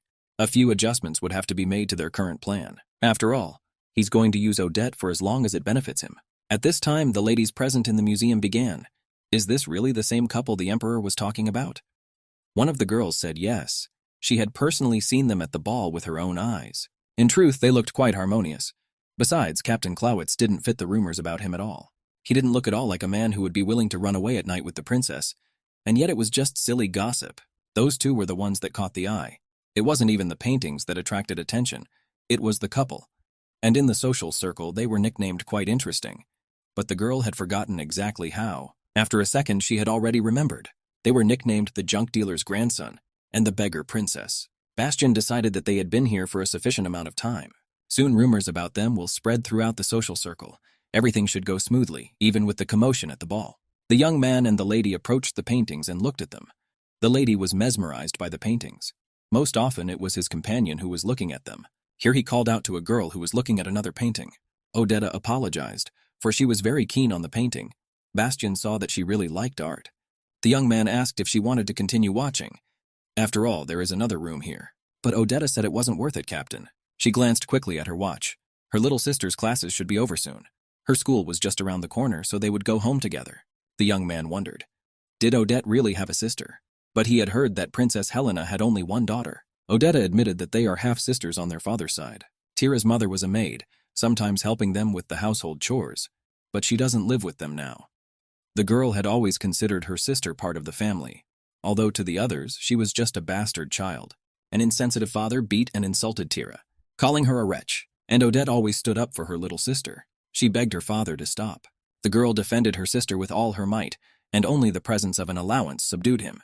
Father couldn't raise his hand against his elder sister, because as long as the imperial family transferred money to them, a girl can protect her sister. Bastian said they get along well. Odette confessed that her sister was very dear to her. To hear such a thing was astonishing to the Bastian. He'd never thought such a thing could happen. Odette looked carefully into his eyes. She didn't understand what he meant. Bastian said that was the end of their act. Odette thought for a moment. The Countess had told her once before. The Clawitz brothers have different mothers too, but they didn't seem close at the ball. It was also strange to learn that the second son was the heir to the family. I wondered if there was something the captain couldn't tell me. And the snowflakes kept falling and falling, swirling between the houses. There were cars and carriages traveling through the city. There were girls with umbrellas. Bastian sat behind the wheel of the car. He leaned on his arm and thought about something. He thought back to his farewell to his companion. She had said that it was necessary to say goodbye here. Bastian said it was his duty to walk her home. He could even go with his little sister. Odette said I needed, and it was unnecessary. Tira would be uncomfortable, and she doesn't want to be inconvenienced either. Bastian said that the snowfall wouldn't end soon. It was foolish to walk in this weather. Lady Odette said they would take the tram. She thanked Bastian profusely for his concern. He had plans for tonight anyway, so he didn't push it if she didn't want him to. Why now, the guy's sitting in the car thinking. At that time, Odette was standing at the bus stop with her sister. The girls were talking cheerfully. Odette had dark hair and her younger sister had red hair. Bastian scrutinized the girls. Could it be her sister? What was surprising was how different they looked from each other. Already a tram was approaching the girls. The two men began to rush towards the approaching tram. One elbowed Odette. People were quickly getting on the tram. The tram was already full and the girls were at the very end. Bastian figured they would most likely have to wait for the next one. Well, the next tram was on its way. Bastian stepped on the gas. He wanted to get to the girls as quickly as possible, but there were several other cars in front of him. It was very slow going. An image arose in my mind of getting dressed being pushed away by a man.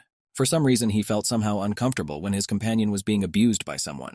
She had a very confused look on her face. Bastian's gonna put the girl out. She clasped her hands to her chest. Bastian snorted merrily. He twisted the steering wheel quickly.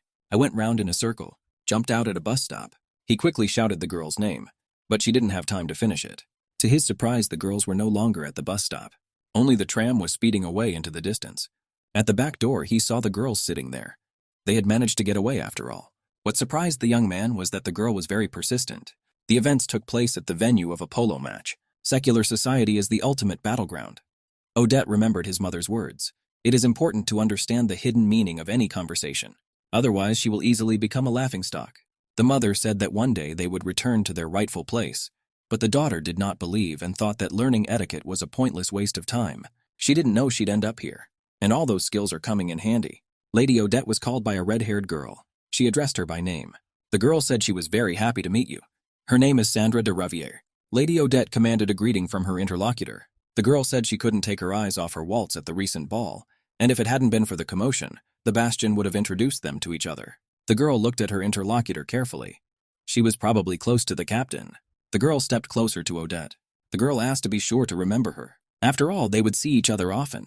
The girl's gaze was somehow sinister. The red-haired girl turned abruptly and walked away. Lady Odette stared after her intently. She did not know who she was or what she meant. Lady Odette didn't understand.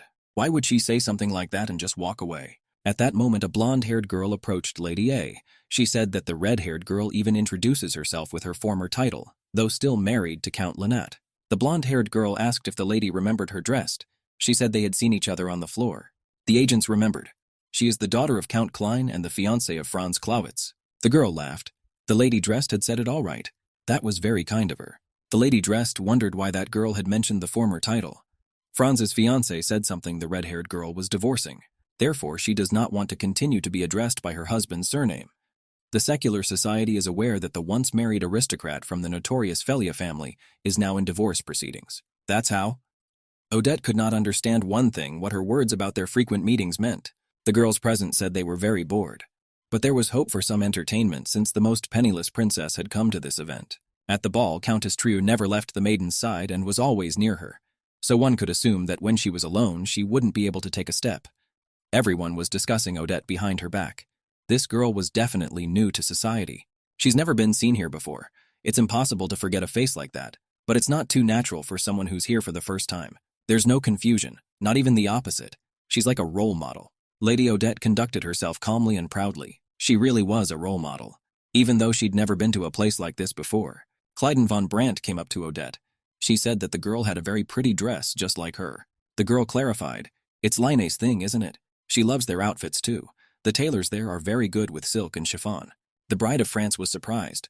Could there really be an atelier with the name Lene? She had never heard of it before. If the daughter of the Brandt family, known for her fine taste, had visited such a place, the whole of society would be aware of it. But this was really the first time she had heard of it. This could be a trap, and this is the girl's way of testing Lady Odette. Though on the other hand, where did Odette get a dress of such high quality? The outfit she is wearing today is clearly the work of a faux tailor. However, you can see from the sleeves that the garment has been specially altered for another person. Wasn't that strange? Rumor has it that this girl shone at the ball. The emperor had clearly been playing around with his own daughter. At least he had prepared some decent things for his niece. Franz's fiancé laughed. He probably just didn't have time, as talk of the wedding spread around too quickly. However, if His Majesty had given the order, this girl would now be standing in a new, they crossed their dress. And so, looking at her old off-the-shoulder outfit, it's clear how valuable Odette is to the ruling family. If she thoughtlessly agreed with Claudine's words now, she would be embarrassed. How could she get out of this situation? The lady dressed a little thought. She turned to Mrs. Brandt. I thanked her for her concern. She told me that she was inexperienced in fashion, so she had a companion to help her. Fortunately, the Countess's niece has a similar physique to mine, so I was able to appreciate the dresses of different masters. From now on, however, the girl would favor the ateliers she had so strongly praised. Claudine was stunned by the answer. She had been able to find the right words. The girl stood and looked at Odette carefully. She had nothing to say. The girls standing around were worried about who was but holding up. Well, in this situation, no one knew. Claudine looked carefully to the side. There were several men walking down the corridor. Everything looked like the match participants had arrived. Claudine turned around abruptly and said she had to go. She said, "See you soon." Suddenly, the girl stopped. She didn't finish. Claudine said the dress came from Sabine's atelier. She was just mistaken. Asked her not to take it as an offense. Lady Odette said she understood. She'll take note. The girl quickly withdrew. The girls hastily began to say goodbye. Everyone needed to leave. Franz's fiancé was watching Lady Odette very closely. Well, someone caught her eye. It was her fiancé Franz Clawitz. He was standing in the middle of the hall looking intently at his bride, who at that moment was standing next to Lady Odette. The girl quickly turned and walked towards the groom. Franz's gaze changed. He saw Lady Odette next to his fiancé. This surprised him very much. The bride had already approached the Frenchman. She asked him why he had come so late. The girl was almost upset. Franz could not find the right words. He stood confused. His gaze was fixed on the lady. Odette headed straight for Franz. She should say hello to the captain's younger brother, but just as she was heading out, suddenly someone took her by the arm. A man's voice said to follow him. It was Captain Bastian. The girl looked carefully into his eyes. He took her hand gently and prevented her from walking any closer to his brother. The girl said a polite hello to the captain. She said she had just noticed his brother and wanted to come over to say hello. Bastian said there was no need to worry about such a small thing. It's not a small thing. How can a brother be considered a trifle? Come out dressed was a completely different relationship with his sister. Bastian only smiled. He put up his arm bent at the elbow so that the girl could take his mate. Lady Odette had no other choice, and she quickly grabbed her hand. Bastian looked back. He wanted to see his brother's reaction. The brother stood stunned. Lady Odette noticed it too. Everything pointed to the fact that the siblings were not close at all. Bastian and his companion walked forward down the corridor. They were completely oblivious to the fact that someone was watching them from behind the pillar. The girl thought that the princess's act was undoubtedly the stupidest thing she had ever done. However, the girl's motives were perfectly understandable. It seemed that she was already going crazy with the desire to possess this man. She knew him better than anyone. And if you weren't married right now, Bastian would be hers alone. And she raised her gloved hand as if to touch Bastian. But the boy and the girl were already walking away. There were so many famous people gathered for the event. Bastian fixed a strand of hair near the face of the clothed woman. He did it very gently. Odette looked at Bastian. He covered his eyes and seemed to reach for her lips. After that, he said in the girl's ear, "Her outfit is still beautiful today." Apparently, she had saved enough money thanks to the fact that he hadn't charged for the tea last time. The girl said, of course, and laughed merrily. She asked not to worry about the cost of her clothes, Captain. And they looked at each other in a pleasured way. They looked very much like a couple in love. They behaved accordingly. but it was just an act. Two girls saw the young man. They immediately recognized him as Bastian. He was like a priest among the lionesses of society. Gallant, handsome, well-mannered, and well-bred. There were rumors of a wedding between the two of them. Apparently even a man like that doesn't have the stamina for it. It was at this time that Bastian noticed someone. It was a red-haired beauty. She was standing there watching him. As soon as she saw both of them looking at her, she quickly turned away. Bastian said, "Here's the problem. He forgot to bring the outfit, leaving the girl to go get it." Lady Odette said it was all right. The girl said thank God. She was uncomfortable in her new underwear, and it was the perfect opportunity to excommunicate to the ladies' room. The red-haired girl thought once more. If she wasn't married now, would the Bastian be hers or not? That question kept her in suspense. No. Even without the divorce, her father would never allow her to be with a man without a title. However, her fool of a husband is to be thanked. As it turned out, the man turned out to be a sodomite, so the red-haired girl did not hesitate to ask him for a divorce. Well, how low of him to drag out the divorce proceedings just to reduce the amount of alimony to be paid in the future. The girl was a little upset, and yet she heard footsteps approaching her. It was Bastian. No matter how long it took, the right person would still be by her side. Bastian came very close. The red-haired girl asked if there was anything he wanted to tell her. The girl called his name once more. The young man slowly walked over and stopped. He was silent and just looked into the girl's eyes. At this moment, Lady Odette was walking down the corridor looking for the ladies' room. I thought for sure the ladies' room was around here somewhere, but I couldn't find it. The girl decided she was a little further away and walked forward. At that moment, the girl stopped. She heard a conversation. The red-haired beauty and Bastian were talking. The girl said that since he had chosen Lady Odette as his potential bride, he should at least have been polite and informed her beforehand. It became clear to the girl how much he valued their friendship. Odette listened. The voice was familiar. Bastian replied that such a tone was not to his liking. He assumed she was already aware of it.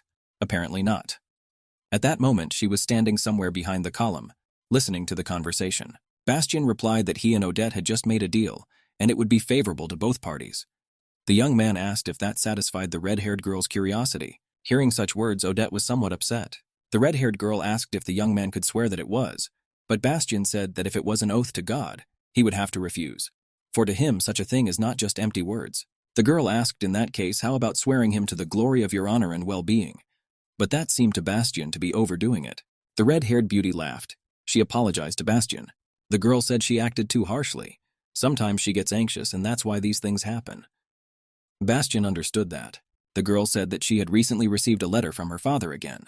Bastian asked Emperor Bark, quite appreciative that he had decided to hang on to their plans and thus help in the defense of the princess. The girl replied that her father, on the contrary, thought that the agreement between me and the Bastians was no longer valid, which is why it's a good thing Bastian has a woman for the duration of her divorce proceedings. Better that than to show his impatience to marry a woman who was not yet free. Odette was dumbfounded. These two want to get married soon. The girl said that their thoughts were similar. After all, her father as well as Bastian are cold-blooded and personalities. Lady Odette heard everything. She turned away and started to walk away. The red-haired beauty took the pool by the arm. She asked if he could do a small favor for a man in need of comfort. Lady Odette was getting further and further away. Bastian asked Sandrine to publicize his favor. Girl said, since the other girl takes away all your days. Red-haired beauty asked to give her nights. Lady Dressed didn't expect to hear that. The fact that Odette had found out whom the captain was going to marry did not change anything at all. After all, this play was supposed to end the same day Princess Isabel got married. It's just a business relationship, they're playing their parts. And the girl clutched her dress with her hand, and everything else should be none of her business. The girl held up two hands. She waited for an answer from him, whether he was ready to give her the gift of his night. The young man was silent. The girl asked him once more. The young man removed the girl's hand with his hand. The countess was dumbfounded. Bastian said that's impossible. He sort of flung the countess's hand away from him. Bastian didn't think their friendly relationship had any room for minute lust. Or he was wrong. And the young man smiled. The countess did not expect to hear such words. She was in agreement with Bastian. He was right. This friendship was too valuable to be tarnished. Bastian ran his hand through the red-haired girl's hair. He asked to never lose his dignity. It looks much more attractive. The Bastian turned round and strode away. He had carefully calibrated gestures and a smile. Even the countess, knowing full well that she was being used, she still didn't mind. She naively kept wanting something more than just love. Whereas for this man, such things would never matter. For Bastian Clawitz has nothing but his own vanity. For he doesn't even love himself.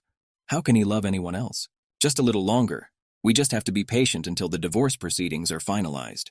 And then the Bastian is sure to, because after officially returning to the Ravier family, she will finally be the one he needs so badly. The competition was about to begin. Each girl stood next to her bow. One of the girls put an amulet around her lover's neck. It was one of the most common traditions. Odette didn't know about such traditions. The tradition was to receive from a noble Dana something that meant that the gentleman would surely return with a victory. Odette hesitated for a moment. She hadn't prepared anything like this for her to present to the captain. Bastian hesitated. She could hardly pass for a real aristocrat, not even worthy to be called his bride. Bastian said, or perhaps they shouldn't have to observe such formalities, but there was one but. And he gently stroked the ribbon that was tied in the hair of the clothed one. Young said there are too many people watching the game this year, so it would be nice to stick to accepted norms. This as a talisman will suffice. And Bastian removed the ribbon from his head. He promised to keep it safe at all costs. He held the ribbon to his chest and bowed. The jousting began. Men sat on horseback. In their hands they held sticks that looked like clubs, and on the playing arena there was a ball which they had to hit with their sticks. Bastian flew on a white horse. With one hand he was steering the horse. In his other hand he had a club. A ribbon was tied on the handle of the club. The girl noticed that the young man had put the ribbon from her hair right on the club. The girl thought he might not have done that. She watched the game intently, and the red-haired girl's words were going round and round in my head. Since the other girl takes all your days, she asked you to give her your nights. That statement kept Odette on her toes. The girl reassured herself. After all, it was their own business. It had nothing to do with their deal. Odette had to stop worrying about it. The spectators excitedly shouted out to run faster. Bastian was already near the ball. He raised his stick to shoot. A black-haired boy was catching up with him from behind. He seemed very stubborn to Bastian.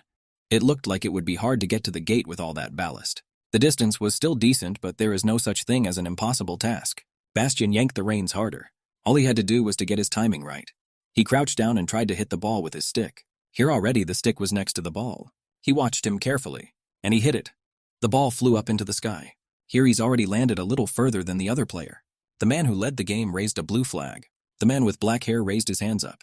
He was happy. Bastian decided that this kid was just crazy. At that moment, the Bastian looked around at the fans. He immediately saw Odette among the fans. The girl stood idly by. You could tell by her appearance that she was very worried about the game. Bastian looked at her intently. Odette looked the young man straight in the eye. After that, she lowered her eyes down a little embarrassed. Bastian continued to watch her. He, being devoted to his duties to the marrow of his bones, could not think of more. And he looked away. Besides, it's a girl just running his errand. That's it. The events took place in the athletes' waiting room. A red-haired girl came into the room. She asked Lucas if he had seen Bastian. Lucas said he'd gone for a rinse. Thanks to him, the team had won first place, so they poured champagne all over him to celebrate. The girl thought this man could at least lose. He'd taken all the glory again this year. Bastian was really strong. The red-haired girl saw a ribbon tied to the club.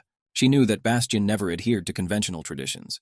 She knew that Bastian had never followed conventional traditions, because he considered such things to be empty fun, invented by the nobility. This time, however, he tied this girl's ribbon on his club.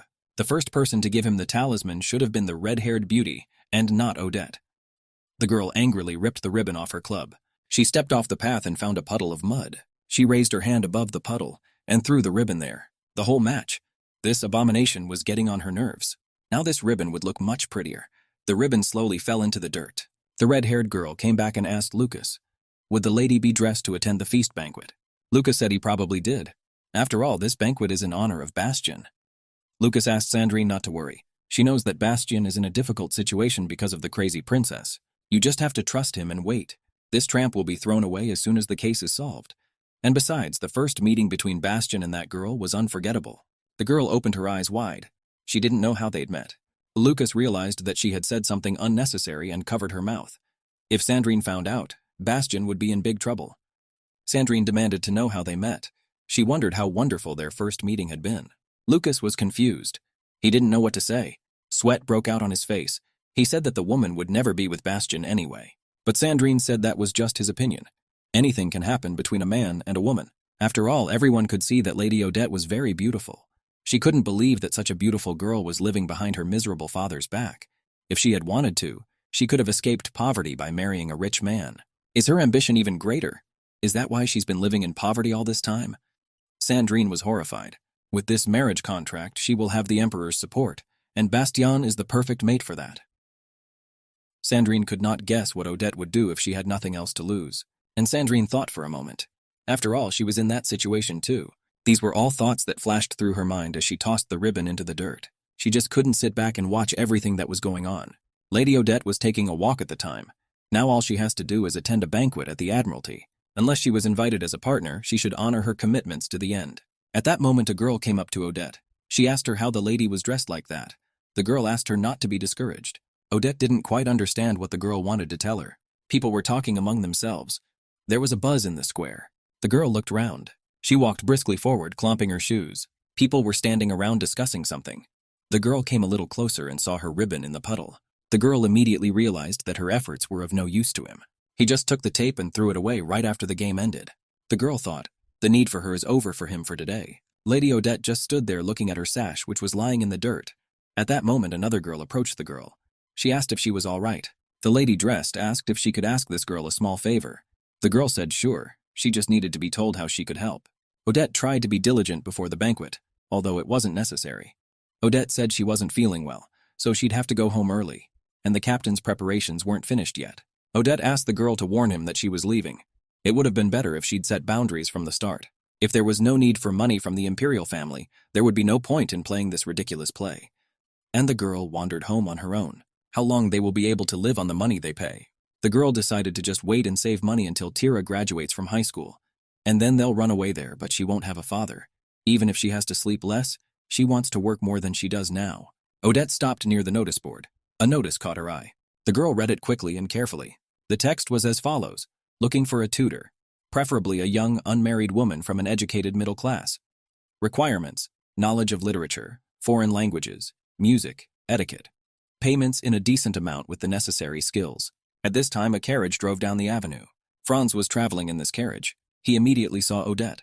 Why is the woman who is supposed to attend the gala banquet with his brother here? Franz quickly asked the carriage to stop. He said he had urgent business and ordered it to stop here immediately. It must be fate. Franz got out of the carriage. It was fate, for nothing else could explain their chance meeting. It's a feeling he's had since he first saw her. Maybe this is his chance to find out what she is. The events took place at the house where the tournament celebration was scheduled to take place. Lucas said if he had known this was going to happen, he would have stopped Sandrine. It would have been better than going out for the evening without a partner. Bastian thought for a moment. Such behavior was not befitting Lady Odette. She left without even saying goodbye in person. A woman who strictly follows the rules of etiquette even with arrogant individuals. At that time, someone called out to the young man. The young man, pointing at the puddle, asked if this ribbon was Bastian's. After all, it was a good luck charm given to him by the Duchess. Bastian was stunned. Why it was there? After all, he hadn't thrown it away. Was she really so shocked that she left when she saw that? Maybe she was. In fact, it was a good thing. The sooner he knew the cause, the easier it would be to deal with the consequences.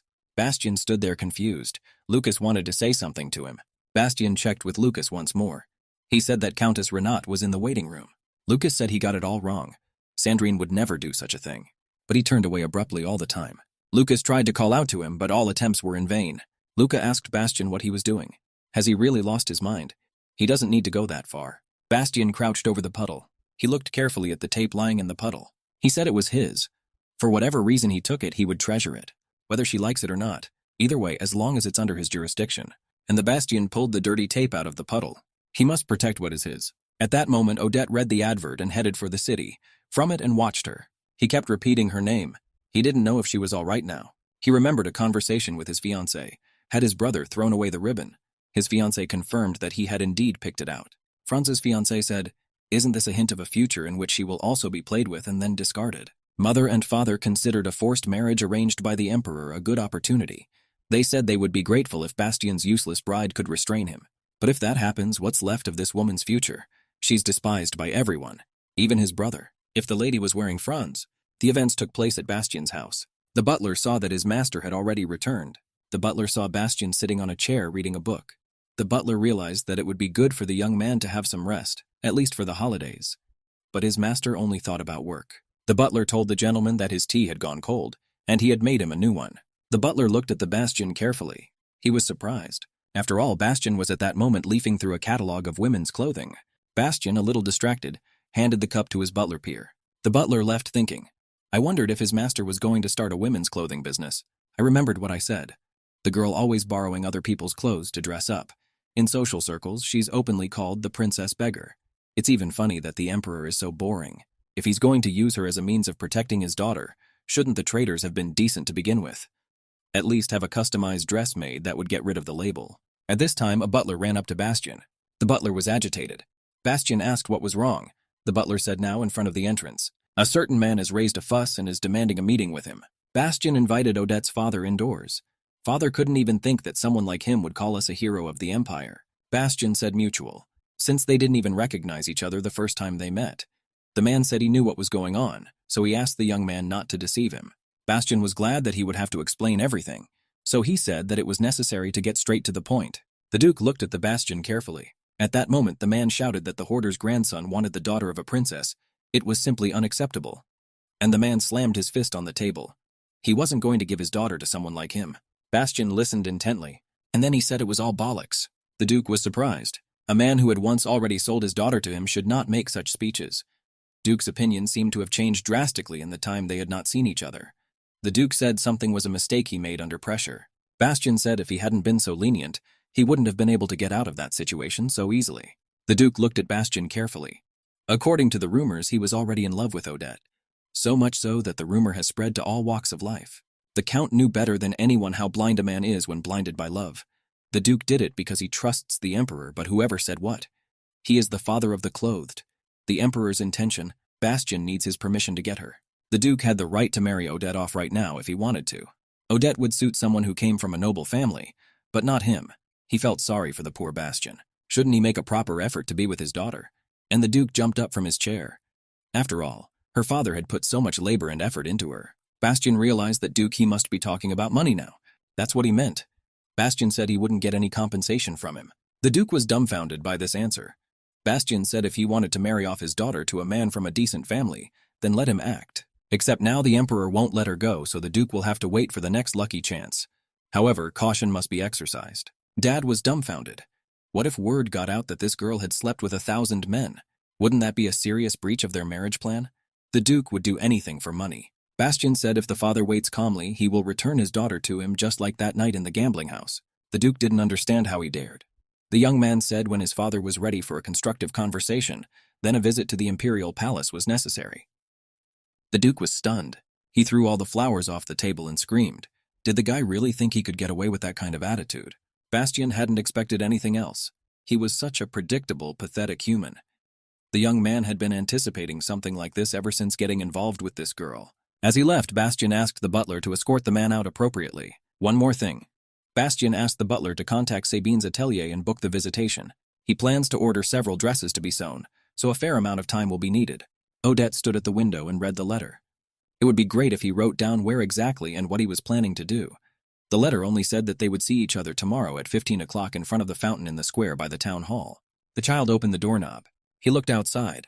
There was a bloody girl lying in the street. She had long blonde hair. The boy looked at her carefully. By the girl's side, he saw his father's shoes. He looked at his father and stepmother carefully. At that moment, Bastian woke up.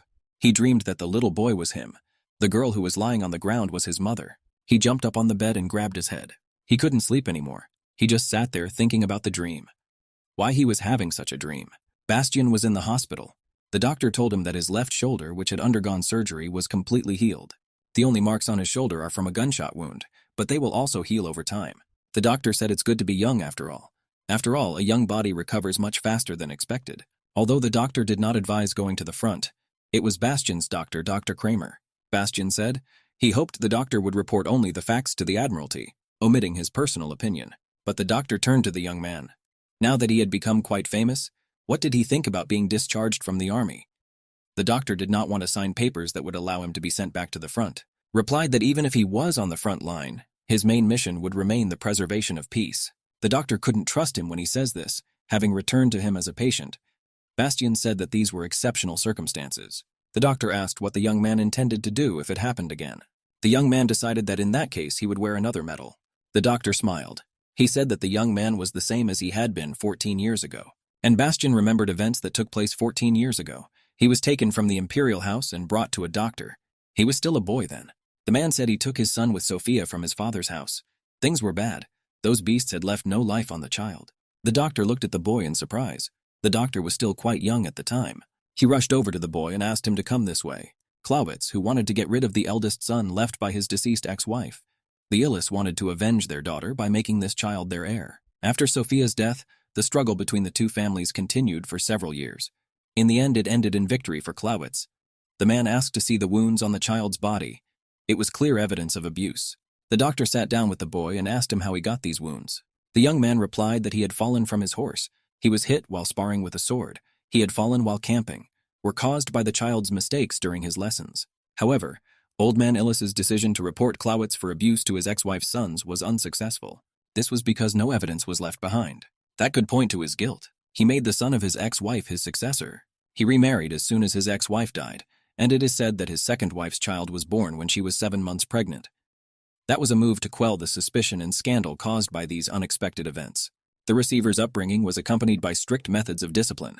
He would wake up before sunrise and sit at the table fully dressed, after long schoolwork that a child his age can't handle. A rigorous program of physical training approximating military training followed. The child counted and wrote until his eyes bled and his fingers swelled. He learnt to ride even after he fell off his horse and nearly broke his neck. Wandered through the woods alone in the middle of the night, gun in hand, even though he was too young to do so. From the age of 6, when his mother died, to 12, when he first visited this hospital, it was a time when within the walls of the Klowitz family, this child did not live, but survived. Sometimes the doctor regretted revealing to Illis the truth that Sophia had been murdered. Had he said she had died a natural death in childbirth? Bastian said he would see the doctor at the next checkup, and if the doctor had done the right thing, there would not have been such a deep resentment in old Illis's heart. Had it been otherwise, the thought of the place would not have come to him. And in the end, such a goal wouldn't have been this child's goal either. The events took place in Sabine's atelier. As Odette approached the atelier and read the name, she remembered what that lady had told her about it. Bastian asked to pass Lady Odette. The doors slammed loudly. The atelier was very beautiful. Lots of fabrics on the shelves, fancy hats. A friendly girl came out to meet them. She said they hadn't seen each other for a long time. The girl was the owner of Sabine's atelier. Her name was Hilda Sabine. Bastian thanked her for her favor, but the woman said these formalities were unnecessary, and Maria's nephew is her nephew. The woman also greeted Lady Odette. She was honored to have the opportunity to serve such a dear guest. The woman suggested taking measurements first and then discussing the details. Odetta was stunned. A high-end clothing shop didn't even say the exact location. The girl wondered what Bastian was up to. The girl hadn't come here to order clothes at all. Bastian said, "Excuse me." He quickly turned to Odette. He asked the woman to leave them alone with his companion for a moment. The woman asked anyway to let her know when the conversation was over, and she walked quickly out the door. Odette said that Bastian was very rude. That is why he did not inform her of the place of the visit until the end. Already fully booked until next spring. They would not have been able to get this opportunity had it not been for the long friendship between his aunt and Madame Sabine. Regardless of what this place was, the girl had no desire to wear the clothes she received from him. Could it be forcing unwanted gifts in this way? Constantly wondered if she thought he would give her a gift. He quickly turned round, looked the girl straight in the eye. She wondered if he was doing this because he wanted to give her a gift. He slowly shifted his gaze from her eyes to her lips. After that, he quickly turned around and went to the chair. Bastian quickly sat down in his chair. He asked Odette if she knew what to call her in social circles. And they call her the Princess Beggar.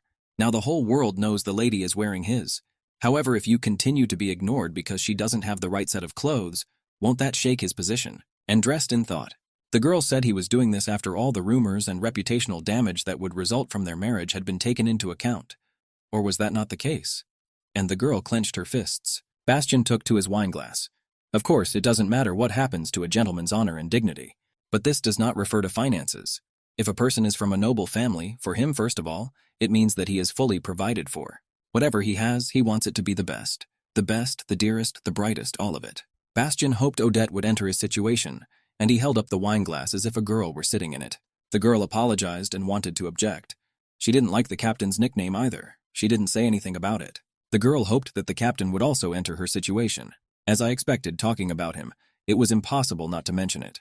Bastian immediately said his nickname was the hoarder's grandson. It's something he can't change, even if he's reborn. Perhaps it's a problem that people born into a noble family couldn't understand. Isn't Odette's case different? The girl looked at Bastian carefully. The young man suggested that they needed to live their lives by solving problems that were within their control. At that moment, the owner of the atelier came over. She said it was time to start taking measurements. The lady undressed and raised her hands. The woman was stunned.